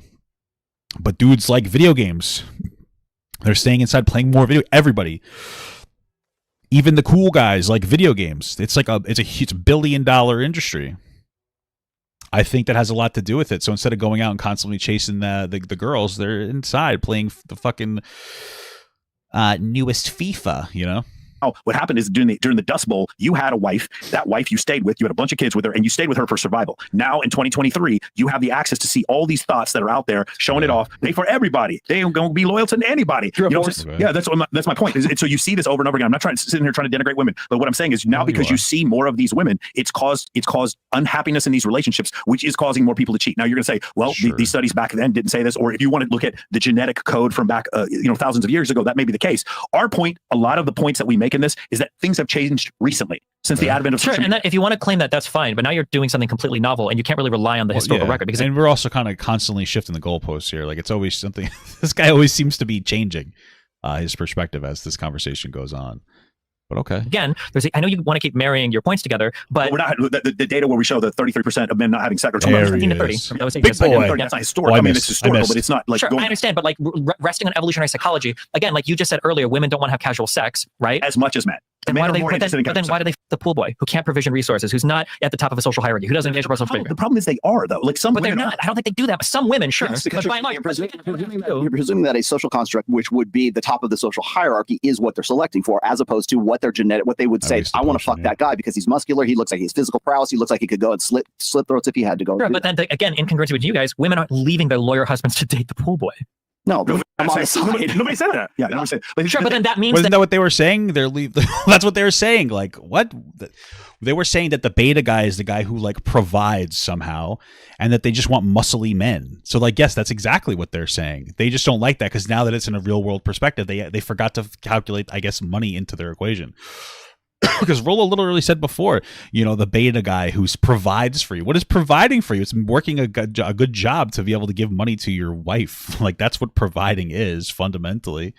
At least the other red pill guys will talk about providing as being like more of an alpha strategy. So they just don't seem to really have like a coherent concept of people. Go outside more, guys. What the fuck's going on here? I don't know. Like, what? Why is this like interesting for the? Holy shit! I'm getting my ass pushed. Why is this interesting for them to be like engaging in with like this specific material? I don't really understand it. Like, what's engaging about sitting here coming up with these like fantastical theories about why women cheat or something, or like and men should be able to? I don't really get the point of what's happening here. Then that you have to disagree here. You guys, you can't have it both ways because you're talking about mate switching where they're because earlier you gave me a whole thing about women choose guys and they have sex with them. Is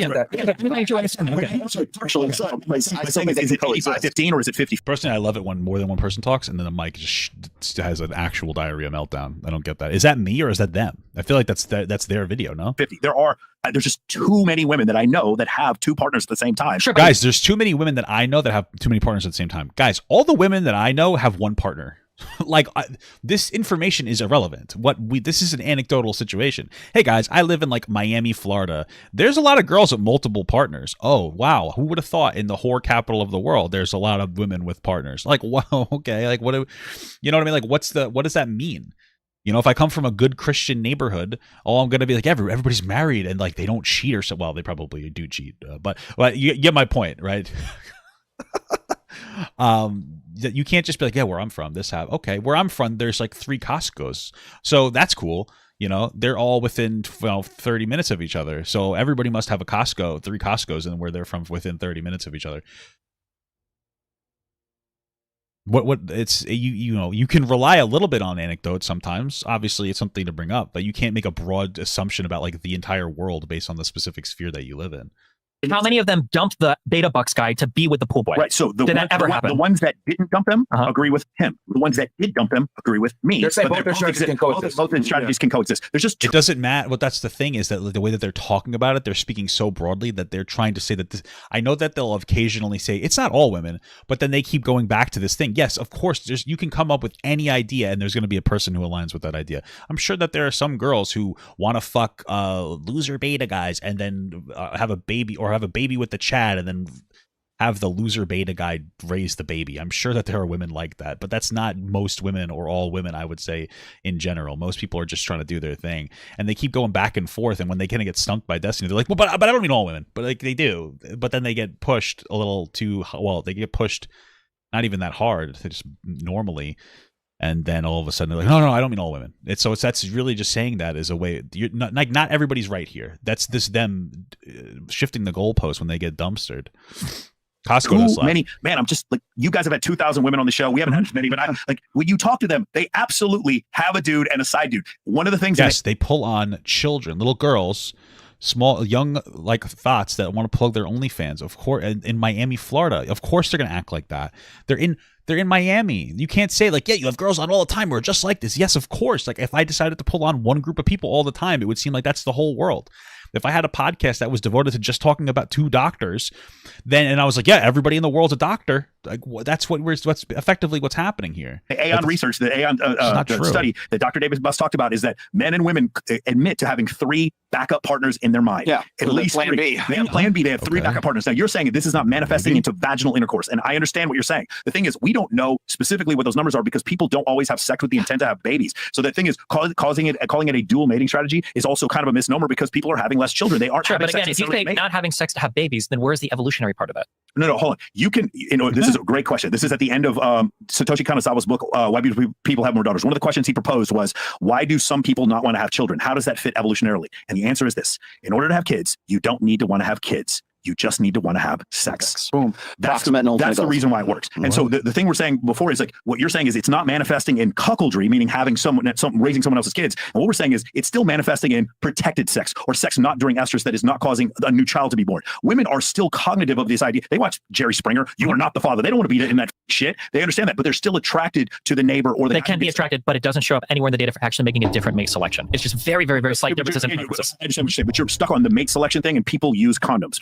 I am stuck. Well, I'm stuck on the mate selection because I feel like we're making fake descriptions of how women act in the world. So what is based on these so obviously Alpha Beta Bucks, mate switching. What is yours?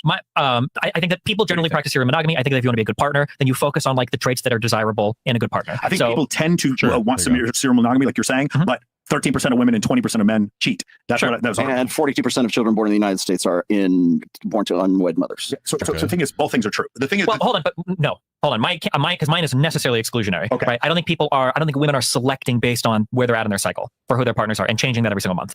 I think they could be, but they're having protected sex, and it's not ending in them having a baby. Okay, we consider having protected sex, but historically, there's no evidence for this. Before protection, there's no evidence of all of these children that are born to cuckolded households. It just doesn't exist. That does not exist. But we still do have 40%. We'll just say 40% of men and 80% of women having children. So there is a selection bias where a large number of women are selecting a smaller group of men. I agree. And there's through hypergamy, there's obviously a scale to say this man is higher status than this man who is lower status, and women are choosing to let that man put his penis inside of her. I don't disagree with any of what you're probably able to say. Yeah, that makes sense though. That's like a status thing, and like what status is what they want, generally speaking, and what status they can generally get.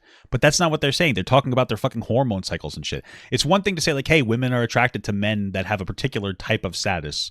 Doesn't even mean the highest status. It could just be a guy. Like, women don't just care about being able to have a bunch of money. Hot take. Some women are like a guy who will be like more emotionally concerned with them and whatnot. There's a lot of different values. Obviously, a guy who makes more money and checks all the boxes is more desirable than a guy that makes less money and checks those same boxes. But there's like a somewhat complicated mixture of different priorities everybody has for their partner. And then you try to find somebody that can satisfy those priorities. Okay, but that's not the same as saying girls go through a monthly cycle that makes them want to go from fucking the scrawny lawyer, to the hot, sexy pool boy. There's no evidence for that. It's just silly goosery. But there's no dual selection going on. She's just selecting. There is no dual selection. She's selecting. Right, but she has to compare one man to another at some point. She has to. But yeah, everybody does that. That's just a normal thing. We've all done that before. We've all compared different people to different people. Even just in like a relationship, when you're like, that's the whole thing. When you have a bad relationship and you get into a new one, you compare your current relationship to that bad one because you don't want to have the similar circumstances of your bad relationship. Then women are still silly gooses and will still pick a guy that's just like the bad relationship that they had. It's just a different guy, and they think that they can fix them because women are silly, right? That's the main problem with women, guys. That's one selection. What you're talking about is so it's dual. It's mate switch. So remember, mate switching. Remember, dual selection refers to every single month she's going to feel about a different way about a different type of man she wants to fuck. Every single month. That's dual selection. It's tied to the cycle. You do know that there are other studies that aren't self-reports where it's like, oh, I find that guy sexy, I don't find that guy sexy. There's also sexual ornamentation. So when that woman is wearing that red cocktail dress and those hoop earrings when she's going through her ovulatory cycle, that you can see. That is a quantitative study. Mm-hmm. Okay. Yeah, you might be able to find that. And that does replicate both in and out. It might, but there's a reason why the entire field is walking away from this. They call it strategic selection, is because you can't find evidence of this mating strategy, and it doesn't even make sense evolutionarily from like some male point of view. And I can show you the studies for this as well. Is that we tend to find whatever is flattering to women in our psychological studies. We tend to find that more authentic and has more veracity. Well, I'm not talking about. I'm just looking at genome analysis for like extra partner pairings, or like in terms of like percentage of people cheating. Or I'm not looking for like what do people find flattering. I'm just curious like what are the actual numbers. It's so interesting because this whole debate is basically centralizes around Rollo creating this ridiculous theory about how girls were constantly wanting to go around cheat with guys or whatever based on them having muscles in a really disconnected way. And then Destiny decided to educate himself on something that's so incredibly irrelevant to most of us and have this like deep conversation about it, even though it's kind of weird. It's just interesting what Destiny decides to do. I'm not criticizing him for it. Where do you get the patience? Because like most of us could just ignore this guy and he'll just continue to nobody will really care about him, right? But instead we're going ham bone on it. Like, yeah, like, oh, this is interesting. You know what I mean? It's weird. And it seems really hard to, and even like, so for instance, I've heard you bring up like the egg selecting thing before. Women's eggs aren't designed to like pick the alpha sperm. No, you're talking about the parental investment hypothesis. Is that what No. He's talking about how human. Okay, so this is actually pretty recent too. It's they discovered. Do you ever read the book Sperm Wars? Yes. Throw it away because and also Sex at Dawn. You Throw it can away. shit away. It doesn't agree with me.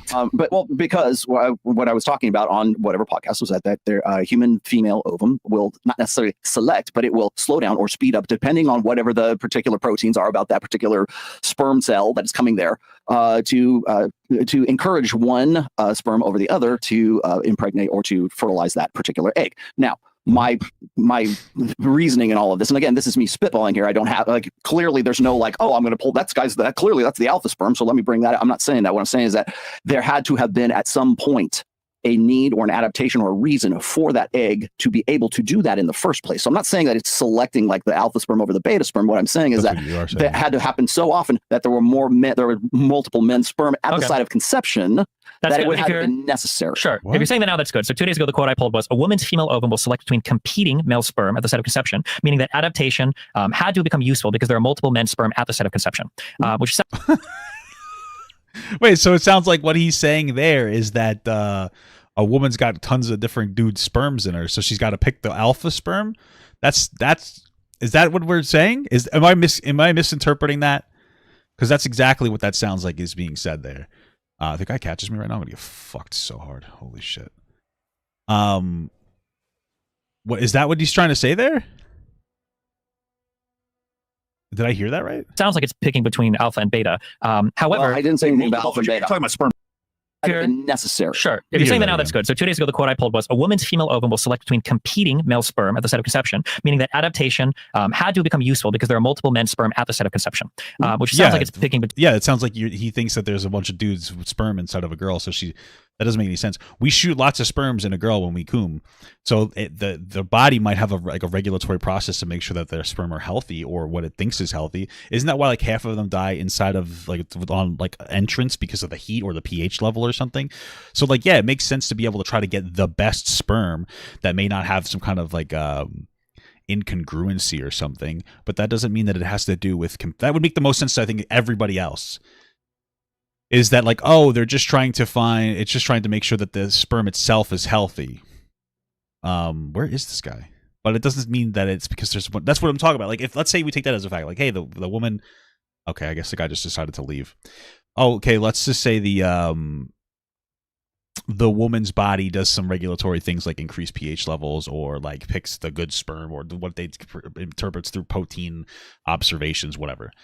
Yeah, that makes sense. That would make sense for the body biologically to say hey, this is the good stuff. This one may not be so good based on this parameter, some kind of a body feedback parameter, protein levels, blah blah blah blah blah. But if that is true, which makes sense to me, Rollo somehow turned that into that means that a girl intends to have a bunch of sperm in her. So that's why this process happens. That's the case of taking factual information of a woman's body potentially regulating the goodness of a sperm and weaponizing it into being that must mean that there's lots of different guys coming her. No, that's silly. Between alpha and beta.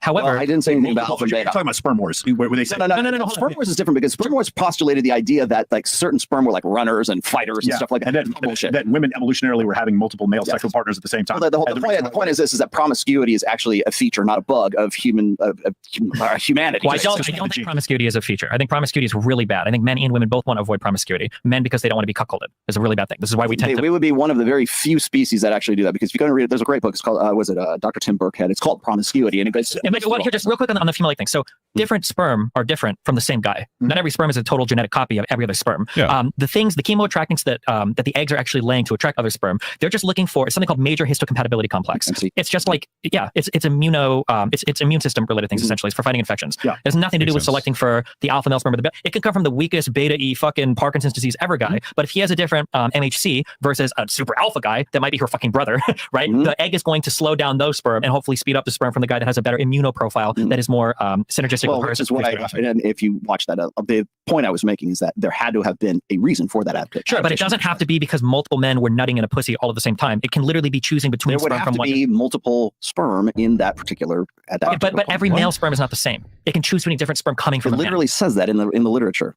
can pick between differing men's sperm. Different sperm. It's not different. It doesn't have to be different men's sperm. It's just different That's what I'm reading here. But the point of the matter, the fact is well, it doesn't matter what you're reading. Only an idiot would come to that conclusion that there must be multiple men's sperm in a girl's vagina. I don't understand. It's just commonsensically silly goosery.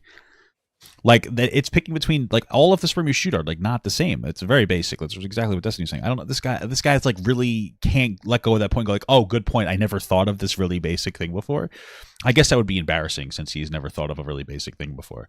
But okay, it picks between which one is more compatible with it, or whatever the proteins are that it's. I'm not an endocrinologist or whatever. Real quick. We got about 25,000 of you guys watching right now. Anything that Destiny says matter, Myron? This is a man that is attracted to other men. Why in the world is he brought on to discuss relationship dynamics between a man and woman? Because did he say he's like only 1% into dudes or something? But okay, it's the blue hair. That's the problem. He has the blue hair, and now nobody will respect what he has to say. Can I defend him on that? Yeah, I want to defend him too. This is getting ridiculous. I totally understand why you guys don't have a problem with the fact that he may be bisexual, but we have to separate the message from the messenger, or else we become a bunch of fucking bigots. The problem is like I don't have the same proclivities that he does, but the truth is the truth. It doesn't make any difference that Isaac Newton discovered the law of gravitation. He died a fucking virgin. That doesn't make him any less credible. You understand what I'm saying? Just because he believed in God doesn't make him any less credible. So we just got to stop, like, separate the message. Wow, base. Yeah, you could just say that you're being like homophobic or some kind of like anti-LGBTQ, which makes sense for Fresh and Fit's audience, a bunch of dumb fucking incels. But yeah, just because Destiny might be bisexual, kind of, this is just silly goosery. So I guess based red pill guy for speaking out against the bigotry. All right, you too, Myron, say no, he's a good guy. I love bisexuals. They're the best. It's the best of both worlds. Right? It's pretty good. From the messenger. You may still even hate him, but separate the message from the messenger. He's bringing up data from surveys. I enjoy that more than him calling me a cokehead. So I'm very appreciative of this. Yeah. So yeah, no, I agree. The truth is the truth, regardless of who says cokehead. That's a whole show. But I make this a whole sperm war thing. So let's get to promiscuity, because we didn't get a chance.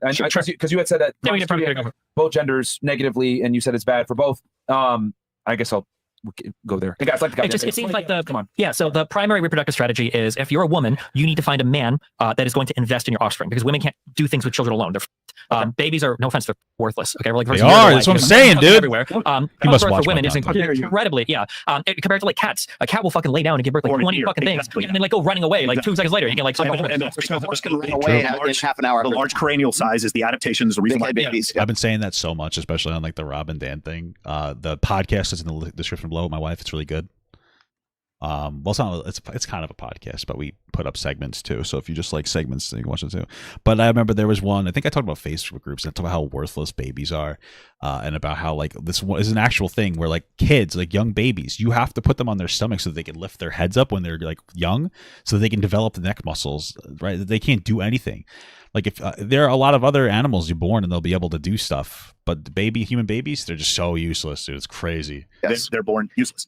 Yeah, which is interesting. Again, not to pivot back, but the thing we probably select for evolutionary is G, right? Is intelligence, because that's like our huge investment. It's why our babies fucking suck. It's why our heads are so fucking big. It's why our brains are so big. Also, the reason why is because we had to protect ourselves from other apex predators and protect ourselves from other tribes. And we do it through socialization and through intelligence. Not just having huge muscles and being tall. Those can help, like leading people. But the they got no claws. Sure, true. Fuck claws. We can manipulate things with our fingers. We don't claw. We're slow as shit. Yeah, we're not slow. We're very fast. We can long distance hunt any creature on this planet. I agree that we can long distance hunts, but there's very few mammals that we can outrun other than like a Yorkshire Terrier. We can outrun everything given a long enough time, because we can. Correct. No, I totally agree with that. Even horses, we can outrun. Greyhound can't run for too long. They get tired. They are because we have an adaptation for sweat glands, kneecaps, abductor muscles, and there's this thing in our technology. So none of this necessarily matters. But okay, it's a great book. It's called The Story of the Human Body. All right, we're really bitching. We're really bitching. Yeah, no, that's fine. Well, I would give credit where human credit is due.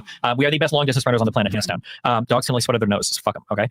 But the thing that I was bringing up is that, like, so a woman wants to find a man that is going to invest in her offspring as a parent. That is like your goal, is to find a man and lock him down. And a man, because human adult females don't give outward cues for when they are in heat like cats do, right? All you can do is fuck a woman over and over and over and over and over again until she gets pregnant, right? Sure. Once she's pregnant, you can't really leave her because no other guy's going to come in, because now she's showing because now she's pregnant. And the only way to ensure. Also, you should want to raise your kids. That's another. the reproductive success of your offspring is to stay there and raise the kids. So I think that even though we can use a lot of kind of like weird theories to get around this kind of hypergamous stuff or the alpha beta bucks, whatever, I think if you really simply look at it, no mental gymnastics, what a woman wants is a high investment parent, and what a man wants is a woman that he can for a long time to guarantee that the child is his. And I think that reproductively, evolutionarily, psychologically, and genetically, that is the. Is there no information that suggests that men also want like a high investment parent in their wife? Like, because I feel like there has to be. Like, there has to be men that, like I do, they want like a good mother that has good values that'll stay. Obviously, a woman's more likely to stay for their kid than a man is. But I'm gonna lose this. I'm gonna lose this fight, guys. I'm gonna lose it. Effective strategy of both parties. But couldn't he pair bond with her while she's pregnant and still sleep with another woman? He could, but the problem is he's probably not going to have the resources to do both. He could, maybe like two, but like again, Nick Cannon, that's a very modern thing. In the past, you're not going to be able to hide all the coconuts under your tree. Remember, as strong as you are as a man in the past, two guys could probably kill you, right? It's the same with gorillas. It's the same with any creature that have like alphas or betas today. No matter how strong you are, 2 or 3 people could probably kill you. You're never going to be fighting off like 100 people. Yeah, but you also often see though men who have pregnant wives who go off and stray. Yeah, what I'm saying. I think I'm saying for reproductive success, you want to take care of that one because you have no guarantee. Now we constrain. I wonder how turned on the ladies are right now from all the fucking. I'm winning this PvP matches against these guys. There's no way that you don't find me like top tier material right now. If my wife is watching, she's gonna come home and she's gonna be so horny for me, dude, from how well I'm doing in these PvP matches. It's fucking crazy, guys. Like, I had a huge health pool. For sure thought he was gonna beat me on that fight, but you know, I overcome because I'm just too good, dude. Let me do a little flex. Woo! Do it because, well, who cares? The government's going to take care of your kid. But in the past, if you stray, your wife is probably she's dead. And a guy's not going to come by and take care of her because now she's pregnant, right? It's not going to ensure his reproductive success. But men still want to do it for some reason. And men throughout history, like we said before, 40% of men replicating 80% of women, they have strayed. I don't just know too many girls are like, oh, my husband cheated on me while I was pregnant because she was like less attractive for whatever reason. Yeah, I agree. I'm just saying, like, I'm not going to disagree. There has to be a push-pull where men are like chasing aggressively and women are like gatekeeping. That has to exist. I think we're arguing degrees. So the what was it? The parental investment hypothesis, which is for every species of vertebrate, which is the idea that because it even works with fish and seahorses, the species that has the larger sex cell, or the species, the gender that has more parental investment is the one that is selective of the two genders. And so with certain types of fish and seahorses, the men are the more selective, and with mammals, it is the female who almost exclusively are more selective. Now, there's different levels of selectivity. Like, for example, with bonobos, there's very little, and with Homo sapien, there is a lot. In fact, Homo sapien males are more selective than other males of other mammals. We generally don't have sex with really unattractive women. We generally don't. And cats will. Horses will. Fucking, you understand what I'm saying? What is an attractive cat or a horse to another cat or a horse, though? Like, what does that mean? What are these levels of attractiveness? Do we just have like so many varying levels of attractiveness? Because I just feel like I can't tell the difference between horses, dude. And I know I'm a human, but I don't know. Can cats tell the difference between people? I guess they smell them. They smell different. Okay, cool, I guess. Saying males are actually more selective than other species of mammals. The females are extremely selective compared to us. And I agree with you. The difference of what we're saying is, though, like, I guess where our difference is, you believe that you believe that women have this attraction to these other high status males. They're just not f***ing them.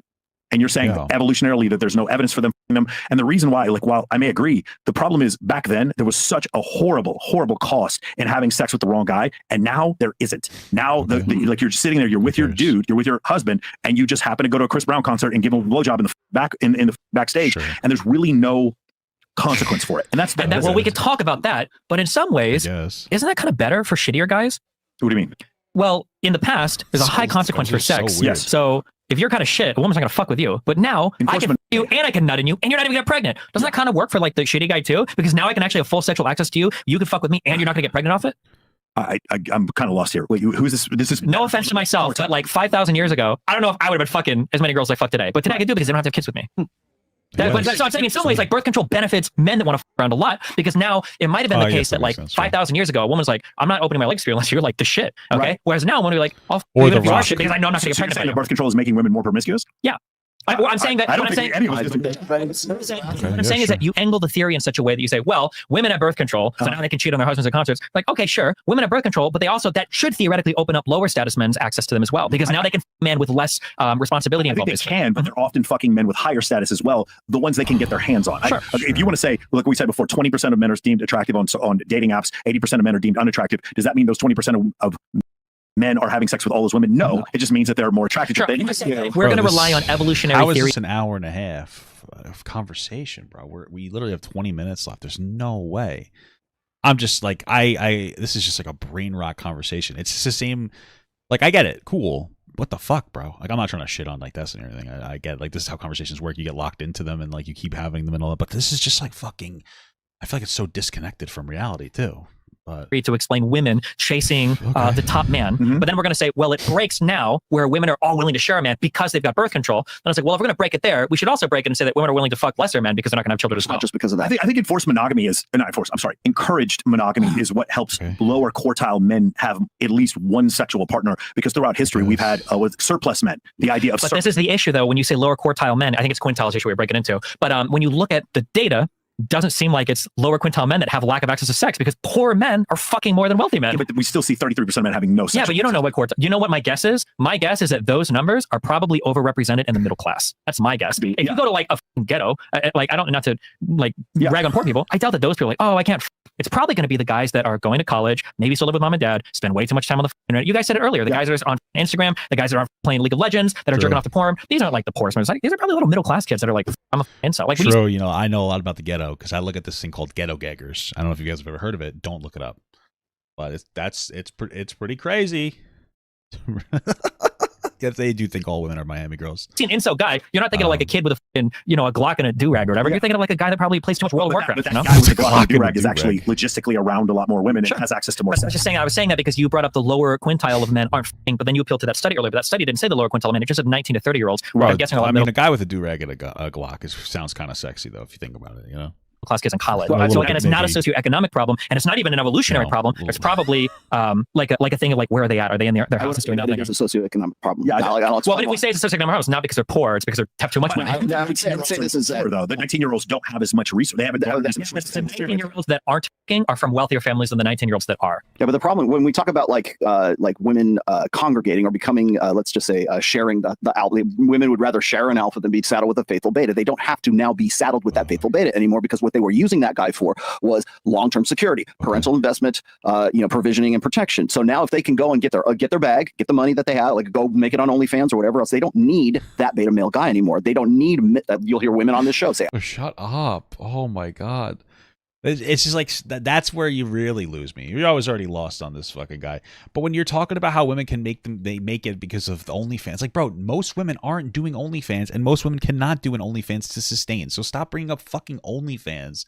Like, he keeps making these comments that make it seem like he thinks most women, I don't know, are like fucking superpowered.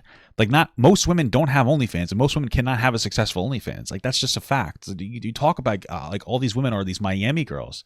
And he even referenced it before. He's like, all these girls, they come on your show and they're just like thoughts and blah, blah, blah. It's like, that's not most women, dude. That's just the girls in Miami. Why are you so concerned with it's like fucking 18-year-old girls? And all jokes aside, because it's mostly just like young girls. Why are you so concerned with what the 18-year-old girls are doing? Like, kids. Like, I'm not saying like that from a sense of like, oh, he's some kind of a predator. I'm saying it from a sense is like, all you do is focus on the most immature versions of women, young women that are like focused on even wanting to make OnlyFans, and then you're trying to make it seem like that's what all women are. That's not all women. That's some women without dads. So there's your biggest problem. But I mean, fuck. I don't need a man. I want a man. The man that they want is a guy who looks like Justin Waller or looks like Jason Momoa or whoever else. Okay, because that's the guy that they want to have sex with, because they don't have to worry about getting pregnant with that guy anymore. And it doesn't matter, dude. Like my mother-in-law loves Jason Momoa, and my wife thinks that he's all right too. But they wouldn't sleep with them. It's like a fantasy. But they're married, and they have this thing called love for their partner. And that's it. Jason Momoa's kind of overrated, by the way. Kind of fell off, in my opinion. Sorry, not sorry, dude. It's probably what happens when he married Amber Reed in Aquaman. Shouldn't have married her. Maybe you wouldn't have fallen off. I don't know. You don't need the beta male to actually have as any kind of investment for their future, because they've already secured their or the belief is, the perception once again is that even if they don't have it, they know that they're going to get it, or they've been sold on this idea since the mid 60s, since the post-sexual revolution, that they can become the men that they wanted to marry. And so therefore, again, does that not also track onto the whole thing about was it 4.5% of men right now are the ones that women will, on at least on dating apps anyways, will go and initiate some sort of interaction with. Sure. And again, that's a really fun concept. If you use dating apps as like I don't know, like 4.5% of men on dating apps are for sex. Like most men are going to be unsuccessful. If you want to find a girl, don't use don't use like a dating app like that. If they go out into the real world and talk to them and like through hobbies or friends or like family. Don't fuck your family, but like your family might have a partner for you. That's where most people get their partners, like long-term partners from, is not on like OnlyFans or Tinder or Tinder and whatnot. I found my wife on Tinder, but like you probably won't, use, you could use a different dating site. I don't know, use a dating site instead of Plenty of Fish, OkCupid are pretty decent dating sites if you're using them for dating.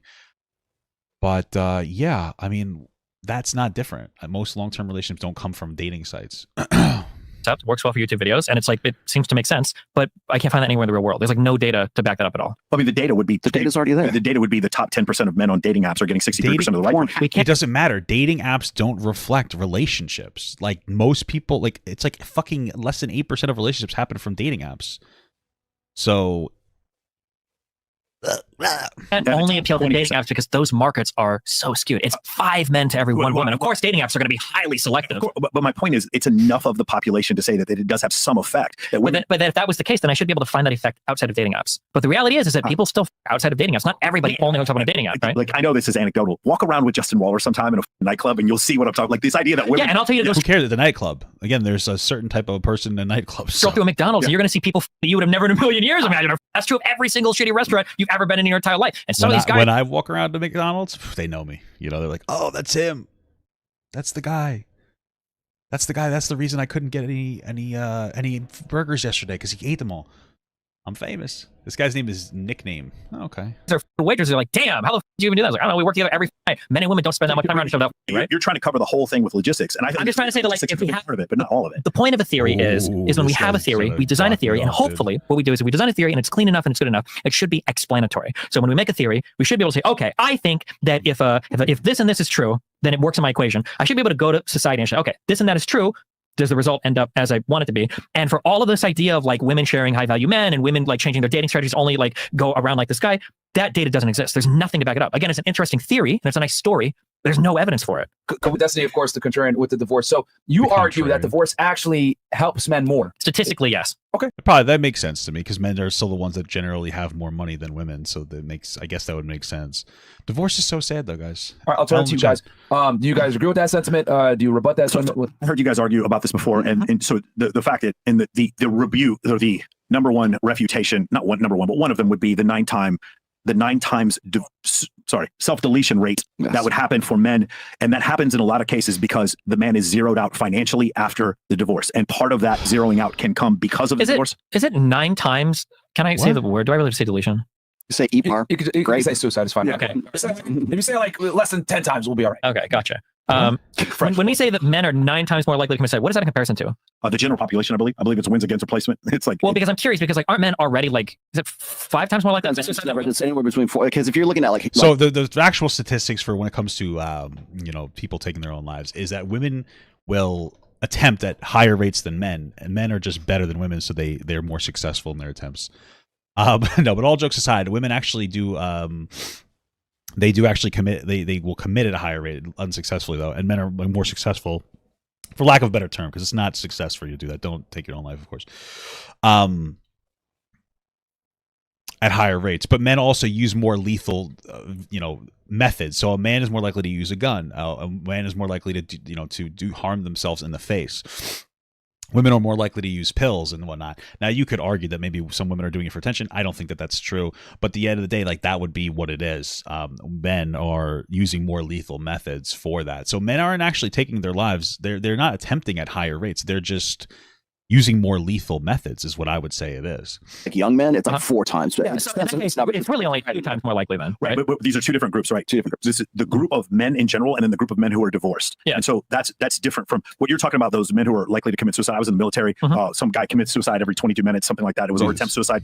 The difference is that is a younger unmarried man. A man who has been married and is divorced, is over the age of 40 and has lost all of his money, is far more likely to commit suicide. So well, okay, yes, that makes sense. If they lost all their money and they're over 40 and okay, yeah, sure. They're like, those are a lot of parameters. It's not just they got divorced. It's also that they lost all of their money, et cetera, et cetera. I don't think that that's the most common mode for divorce. I guess it could be. Interesting. Okay, that's sad for those guys. Unfortunate. Let's extrapolate. Is it because of this game is Albion Online. It's on Steam. Loss of money, or is it because of loneliness? Because I think suicide is massively overrepresented in older cohorts. So the thing is, it's the ability to start over and then to garner those resources, that sexual abundance, that financial abundance again. That would be the reason. And let's extrapolate. If it's 9 times more likely for them to commit self-deletion, then what about the ones that don't even attempt it but are still in like? Also, the question is, how are you losing everything in a divorce? What does that mean? What does that look like? Not losing everything, but like they lose everything. Is one of the reasons why they would be more likely. Yeah, but I'm trying to think of how do you lose everything in a divorce? Okay, like worst case, you're losing. I'm sorry. Let's go backwards. Okay. They lose. Okay, so it says that divorced men are 8 times more likely to commit suicide than divorced women. That's the statistic. Okay, interesting. Much higher suicide rates than their married counterparts. In previous the journal, it was observed that divorced and separated men were nearly 2.4 times more likely to kill themselves than their married counterparts. That study, however, failed to directly compare divorced men and women. While it informed us that divorced people are at a higher risk of suicide than married, it's nothing about the suicide risk and divorce men. The purpose of this communication. Okay, interesting. It's interesting. Okay, everything, which is a leading cause for their wives to them leave them. Sure. And so now what's happened is we've compounded the fact that but overall, it's a higher likeliness of taking your own life. That was from 2003, so I don't know how updated this statistic is, though. Or was it 1993? No, I think it's 2003. That might be a little dated. Yeah, it's from November 2003. This says 2.5 or 2.4 times more likely. This is from 2003. Okay, let me continue with this. Prime mortgage crisis, or the Corona crash, or the crash of the invasion of Ukraine. Mm-hmm. Those 3 crashes that have happened in the last 20 years. Then there's also flash. Yeah, I understand that, and if that's how you're presenting, I can agree with it. But like my guess is going to be that like the suicide rate probably dramatically increases when children stop talking to their parents. But is it because they're making them kill themselves, or because parents have alienated themselves from their kids? But not 8 times the amount. Actually, there's research on that. Just curious, what is the year for this study? What is the population group that is studying? You would know. I don't know. Because I hear this one brought up a lot, but I should have looked this up. I mean, you can Google it right now. There's dozens of Jamie, can we? Okay, that's Chris. Yeah, no. Chris. I think he called him Jamie because of I almost said because of Hulk Hogan, because of Joe Rogan. Okay. Yeah, but I'm curious. I'd like to see what population that's in again. So there's first of all, it's the average so suicide rate. Journal of Men's Health. Hold on. Mm-hmm. Tori sent me this, by the way. Okay. Hold on. Just keep talking.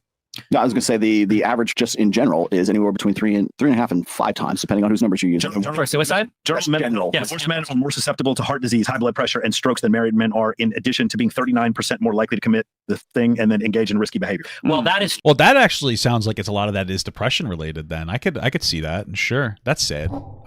Okay. True, that's measuring the benefits of marriage, not necessarily the downsides of divorce. Because men that get married compared to men that don't get married are less likely to commit crime and are generally they have a longer lifespan and they fare better in terms of multiple. I understand what he's saying. I don't know if I necessarily agree with that, but he's saying since all these numbers are compared to married people, that this isn't about getting divorced is bad. It's that marriage is so good. But I think that directly contradicts that what he just said, where he said, "Well, this sounds like it might be because of depression, not because of money loss," which I tend to agree with. So I don't think that you can make the claim.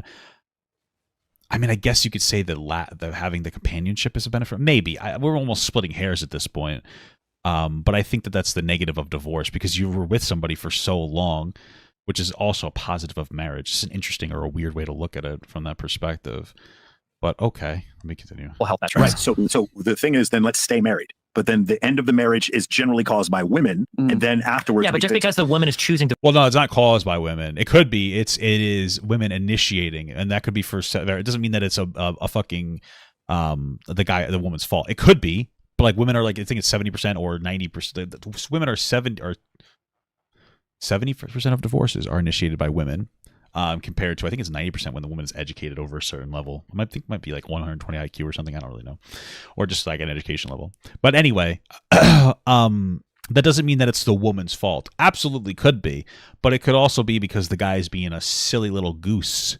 He's being kind of a bad guy, and the woman is kind of not into the bad guys. They're not. He's like, yeah, you know what? I don't like bad guys. I don't think I'm a big fan of bad guys. You know, that's also so that could be part of it. It's also engaged in separation. So for instance, maybe the guy's cheating on the girl and then she wants to separate from him for cheating. She's going to initiate the divorce, but it doesn't mean that he didn't, you know, he wasn't the problem of the divorce. And also, again, it doesn't mean that it's women or it doesn't mean that it is men or men are bad. I'm just saying that it's good to be contextually accurate when we talk about these things. I'm going to take a quick pee break though. Guys, some really quick advice for when you're going pee-pee. Don't shake it too hard or you're going to shake it all over your pants. Okay? I recommend maybe a piece of toilet paper. Let's continue. Divorce doesn't mean she caused the divorce. That's not necessarily true. Okay. Like let's say my girlfriend cheats on me and then I'm like, oh, well, I'm breaking up with you. Like, did I cause the breakup? Right. So if women are choosing to get divorced, it doesn't mean that they're the ones that caused the relationship to fail. We have to figure out, like, well, what are the reasons why they choose? I don't know. Sure, that's really important, though, because we constantly... I throw out one more stat, though, is that the number one precipitator of divorce is when that woman makes more money than the guy does. They start even, or they start he's making more, she gets a bump in. Doesn't matter. Men are also 3.5 times, or actually, I think it might be 5 times. Let's just say 3.5 times more likely to cheat when their partner makes more money.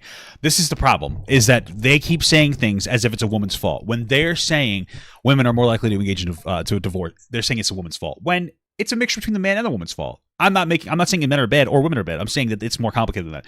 But they're making an active prescription against women. When they say, well, women that make more money, a higher chance of divorce. Yeah, but men also have a higher tendency to cheat. So maybe the factor is that women want a man that makes more money, or maybe men are incredibly egotistical and they feel insecure and they start having sex with other women to try to prove their masculinity to themselves.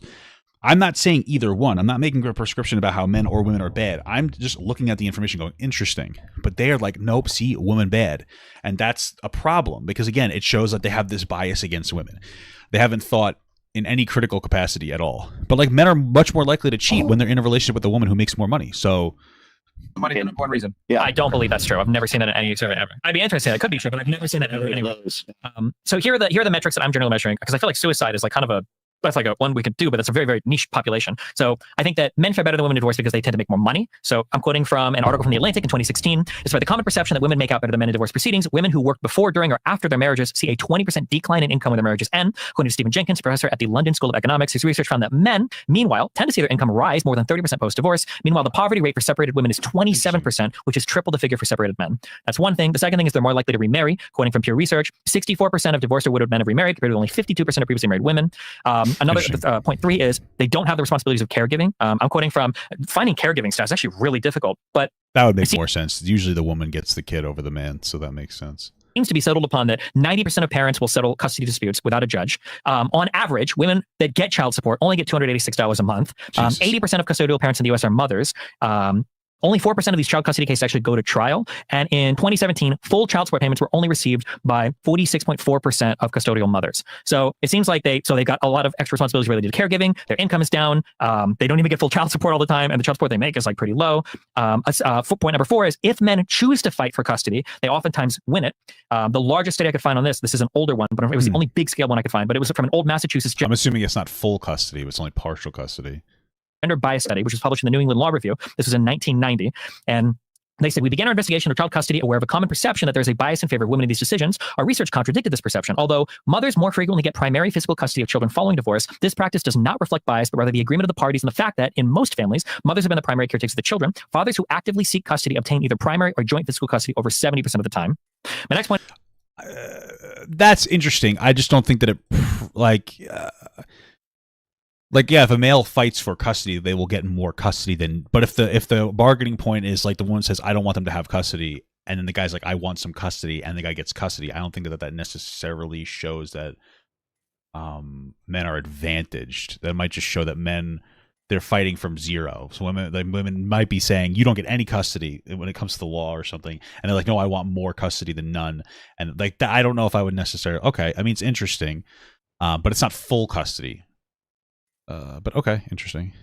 One is that alimony is rare. According from a legal blog, in the 60s, 25% of divorce settlements included alimony. Now it's like 10%. And it's starting to reverse more for men getting some alimony as women start to earn more. And then the divorce rate's been falling since the 90s. So I don't know why we even talk about this so much. But that's my broad point about divorce. I feel like it's hyped up a ton, but I don't think that men make out horribly in divorce. The rate falling in the 90s is because the marriage rate is at an all-time low right now. It tracks with the marriage that's fine, rates, but then at least you're not having as many people. Well, Sure, but yeah, I mean, at least you're not having many people getting destroyed by is your argument that women fare better? Because I know what they're going to debate here. Is your argument that men fare better after divorce, or they just fare not as bad after divorce? My argument is that post-divorce, in the actual court proceedings, a woman might win a little bit more. But the reason why is because post-divorce, men are in a much better position than women who are in a much worse position. That even if you get like a little bit of alimony and child support, the fact that you're now a primary full-time caregiver for a child, you have no parental support, that your income is lower, your ability to remarry goes lower, and your poverty rate is much higher. So you think women are actually worse off after divorce than men? That's your argument? Yes. Women are worse off? In almost every measurable metric. I can't find it, except I guess maybe the suicide thing. I looked it up just to be objective here. Number one cause of divorce, it says lack of commitment, but that's an extremely broad. Yeah, of course. Which it sucks. That probably is cheating included. Hoarder alliance. I don't think it matters anymore. You could play Horde or Alliance. It's all cross faction, so I don't really give a shit either way. But I do have a Horde wallet, so I guess I'd have to say Horde. Because in relationships, Albion Online is my answer.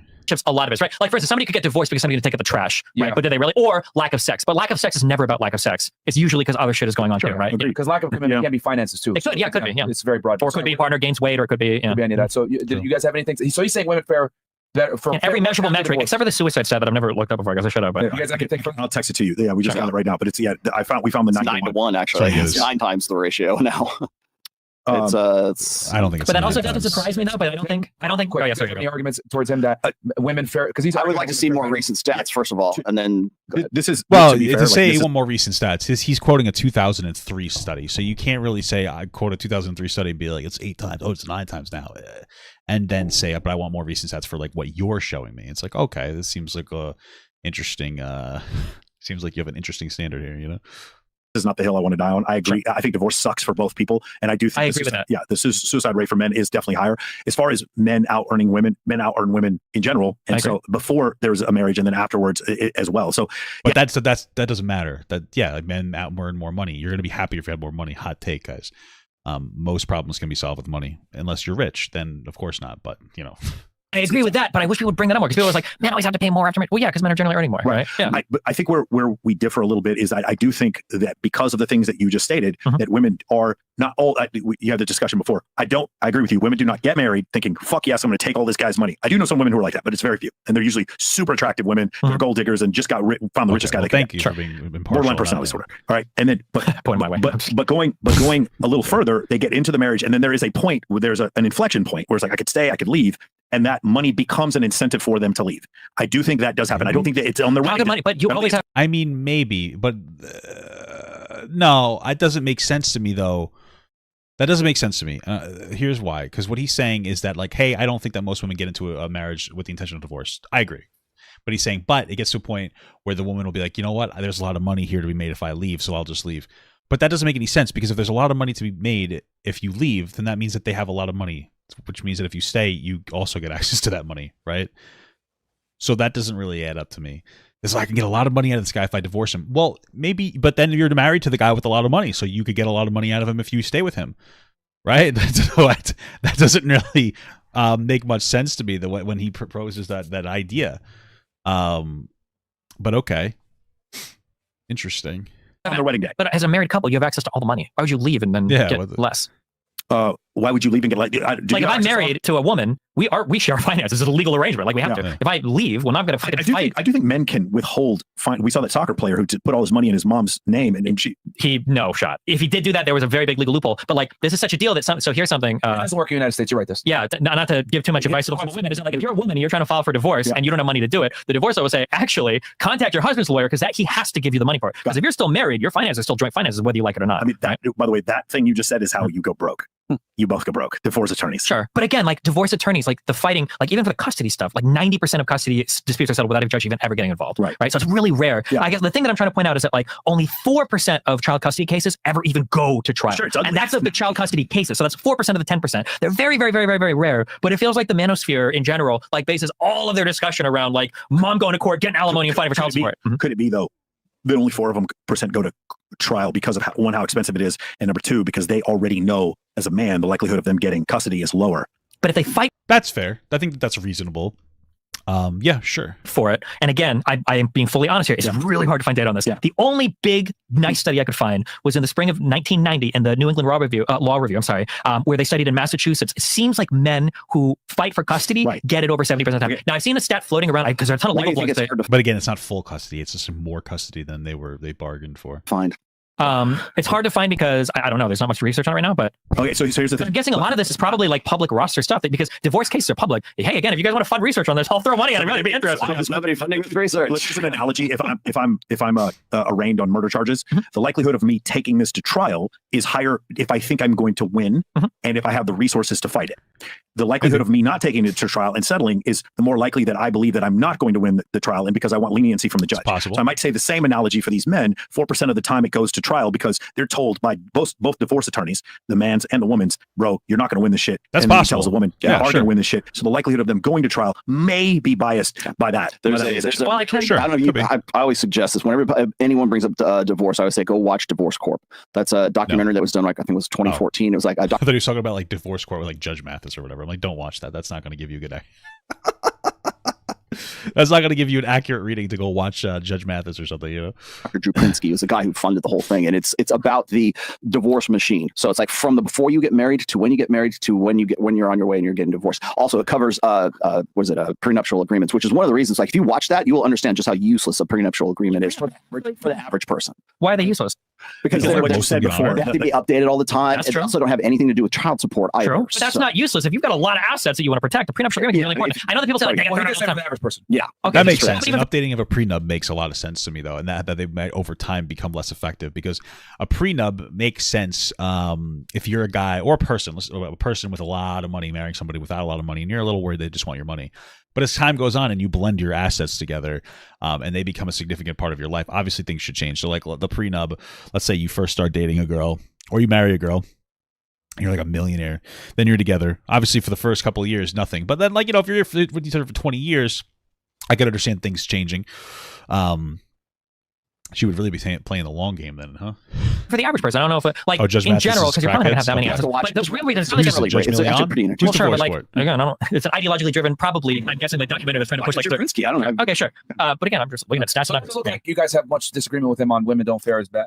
Well, I mean, I would say that okay. It's first of all, alimony. You got to remember that alimony laws in the United States, because we have to also take into account where if you go and you look at Europe and you look at the divorce rates over there, it's a whole different animal than it is here in the United States. So if you look at alimony laws in the U.S., a lot of them, depending on what it is they're founded on Depression era conditions, because back in the Dust Bowl in the the early 30s and stuff, when a guy was leaving his wife because he could no longer afford the family or whatever, that's why those particular laws were instated in the first place, and we're still hanging on to them as legacy laws right now, depending on the state, depending on what's going on. So you'll hear people will say, well, the woman's making more money, and so therefore the guy is now getting alimony in like this fraction of 1%. But those are the the sort of the what man bites dog. Sure. Well, real quick, according to the 2007. Well, I think the point he was just making is that men are also getting access to alimony. So this isn't a gendered issue. It's the issue of like the primary financial winner being the one that pays over alimony to the one that is not the primary financial winner. And so it's not like a man-woman thing. It's more of like a financial holder thing. And then as women make more money, men will have more access to alimony or have to pay less alimony, I guess would be another argument as well. Census in the U.S. 0.5% of alimony recipients in the U.S. were male. By 2010, that was 13 years ago, 3% of them were male. So it's probably a little bit higher now. As women make more and more money, exactly. Again, coming into the thing. Do you think that alimony as a concept is fair? I think it used to be. I think it definitely needs reform from the 1930s. As long as we maintain this thing where it stops when she gets remarried. Sure. That's why would she ever get remarried? I feel like that's a really weird incentive. Yeah. No, not an incentive. I'm just saying. Well, no, because I'm saying because they're just like a boyfriend, and it's like, well, I'm not married, and she never actually marries a guy because the alimony would stop. That seems like a bit. I understand what you're saying though, but I think we probably agree that like the concept of like I marry a woman, and I'm like, listen, I want you to stay home for 15 years and take care of my kid. Yeah. And she's like, okay, fine. And then at the end, I'm like, actually, my secretary is way hotter and cooler than you. I'm dumping you. Bye. She should probably get something. And she's like, fuck me. I've like spent 15 years of my life and I get a fuck. So right? I think it goes back to that whole ice and fire thing I was saying before. There's a bunch of guys that are worried about being taken advantage of because men have been taken advantage of in divorce proceedings. So with women though, in child rearing, sure. But who has more incentive in that sense? The man. Who I would thinks that they have more every incentive? man would say the same. Would you rather lose half your shit in divorce, or would you rather have a child that you are now the primary caretaker of for the next 18 years? Yeah, I think I'd probably want to logistically lose half my shit. Yeah, that makes more sense. Okay, I get that. It's way more than 18. Trust me on that. Sure, no, I know, but at the very least, before you kick them out, right? That's a way bigger burden. And people always say, like, "Oh my God, I've got to pay child support." Child support on average was like less than $300 a week. Primary caregiver kids are a lot of work. That's a huge sacrifice in career, huge sacrifice in future earnings, huge sacrifice in relationship status. Like it's going to drag every single part of your life. Right? Divorced, that's why single mothers. I think the poverty rate was 3 times higher for single mothers than single fathers. Goes back to your list. Interesting point about single mothers versus single fathers as well. If you look at the data, because people will say like, "Oh, well, the manosphere say that single fathers are better parents than single mothers," and they'll say that because the outcomes of kids from single fathers is higher. And one of those is because men tend to make more money. Another one of those is that single fathers are like, I think it's 3 or maybe 2.5 to 3.5 times more likely to have a cohabiting partner. Right, usually like another woman to help raise the kid. And I know you'll be like, "Well, it's a single." It's like, yeah, you're right. It's a single father, but that doesn't mean that they are like actually single based on the data. It actually just means that they are like not with the kid or with the mother or the whatever partner. You get what I'm saying? They had the kid with. Anyway, the point is that that's another reason why that they have like less of an issue. Men are less likely to be with a woman who has a kid. Men are more likely to, or women are more likely to be with a guy who does have a kid. Like they're more likely to. That's why it's harder to be a single mother. Single father. Hey, cool, you have a kid. Oh, wow, you're a nice dad. So it's another interesting aspect there to consider. The whole thing. Exactly. Well, the other part is you got to remember that about 42% of children in the United States are born out of wedlock to begin with. Yeah. So if we're going to look at like child, and I love this too, because I constantly get this one is like where they're saying, we don't have involved fathers or anything. It's like they're basing the involvement of fathers based on whether or not they're married to the baby mamas right now. So I don't think so. But I guess they could. That's a pretty accurate basis, considering like what is it? 80% of single parents are mothers. Like that's 4 times more likely for the woman to want the custody. Yeah, no, I think that like a lot of the fathers aren't present. It's like they get a divorce and then they're not as active with their kid. You don't have to be a good husband to be a good father, but like I think that we are seeing a lot of men like not with their dad. And like maybe it's anecdotal, and I made comments about that, but my father wasn't wasn't around, and a lot of the women that she talked to, she would give the same advice when it comes to like their divorces, which is like give them whatever they want when it comes to custody of the kid, because they're not going to take it. And in every case, and again, I know this is anecdotal, I'm just telling you for context. In every instance, the guys would be like, "Oh yeah, I want this much," and they wouldn't do it. Like my mother gave my father custody or partial, whatever, visitation, whatever it was, whatever he asked for, and he showed up twice. So, I think that unfortunately dads are not dadding. They're not dadding it up. It's sad stuff, and they got to come to the table a little more, but that's just not happening. What the fuck is this? I've never seen this before. What the fuck? That's neither here nor there. But I would also you have to also throw in the factor of the divorce machine in the first place. If you watch that Divorce Corps documentary, you can because they interview divorce attorney. You guys have divorce attorneys on here as well. They it's in their best interest to perpetuate it, to keep the machine going. It's like basically churn marketing, because the longer they stay there, the more they have billable hours. In the United Kingdom, they give loans to women, 18% interest loans, in order to encourage them to fight for the divorce. And they say on average you earn 3 times your money back if you take a loan. So yeah, people skip school to watch my stream. That's not good. But definitely. So now the other thing that we did, that you and I did. Well, that's an issue with like the way that we do lawyers and stuff. Together, I think it was last year. We did the divorce show. Yeah. And in the divorce show, we also we covered the fact that the average age of first marriage in the United States is, for men right now, I believe it's like 30, and for women it's about 28 or 29, somewhere in there. And as a result, if you look at the average duration of an American marriage, it's anywhere between 7 and I mean, that makes sense, because men tend to be attracted to women that are a bit younger and men that are a bit older. So that makes perfect sense. Oh, your mother.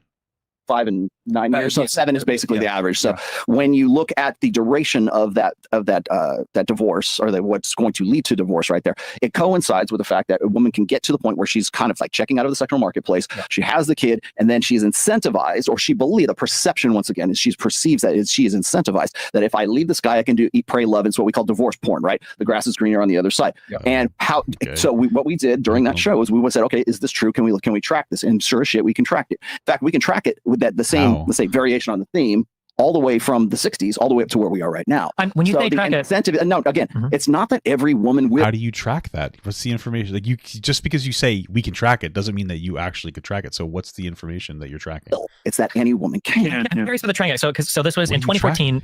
Pew research said that 64% of divorced or widowed men get remarried, whereas only 52% of previously married women. And then when they surveyed people on whether they wanted to get remarried, 30% of men in divorce after divorce said they never want to get remarried. 54% of women said they never wanted to get remarried. So I'm curious, when you say you track that divorced women do better afterwards, where did you track that? But they're saying they don't want to get married, and then fewer of them are getting married. So that would not indicate that they're worse off. That means they're choosing to not get married. No. But his choice was that women are choosing a divorce because they know they can do better and get married. Well, the reason why we did that show in the first place relates to something that you said. Is like, if what is it, 75% of what's the tracking? What information are they using? Divorces are initiated by women. Now, of course, the most popular response to that is, well, if men were better, and it's men's fault that women would have to do it in the first place.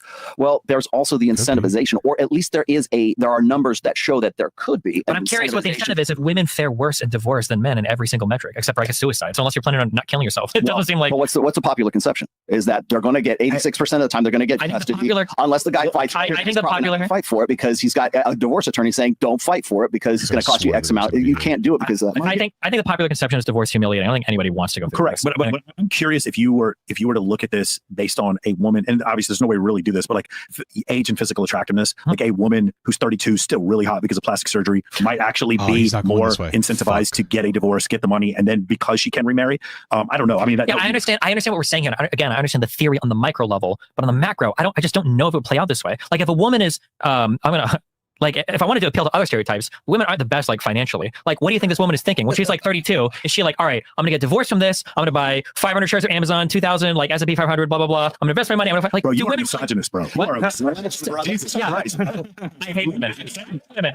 Listen, do I only buy for women if I'm fully gay, right? Because fuck women, right? No, but seriously, like, do we really think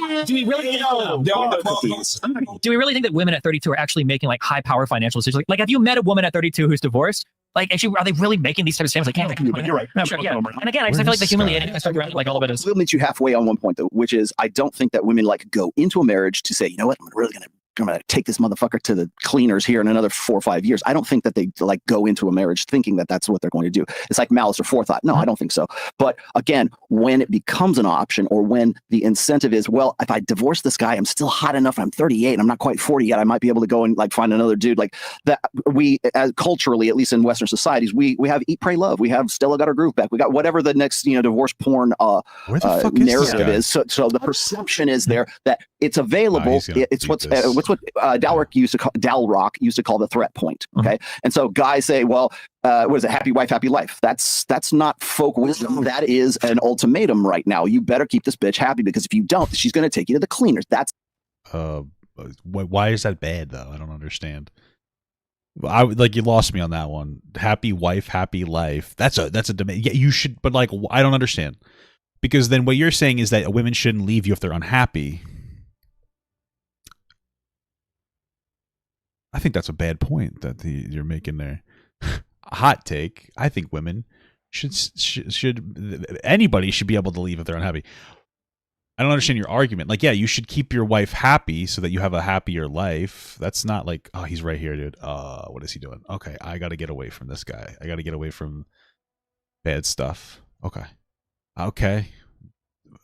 So, or you're not. She's going to hold out on you or whatever else. Sure, and I guess that might be the case that there's a perception, which I don't even know how we get to measure that, but like statistically, I'm saying that. But again, I don't think that women go in the women's not going to go in to have get married just so she can go take this guy to the cleaners, unless the guy is like an old dude with a lot of money. But fair enough. All right. So any chats here that I got to read, Chris? Or okay. So. Anything you guys got before we close out here? I know Destiny's got to catch a flight. I just got off an airplane and I'm delirious. I was trying to keep up with the last point. I think I've been up for 36 hours. Because we really, by the way, thanks for coming. No, he hasn't. Okay, finally. We really wanted to do this to the point where we were like rearranging flights so we can come out. Sure.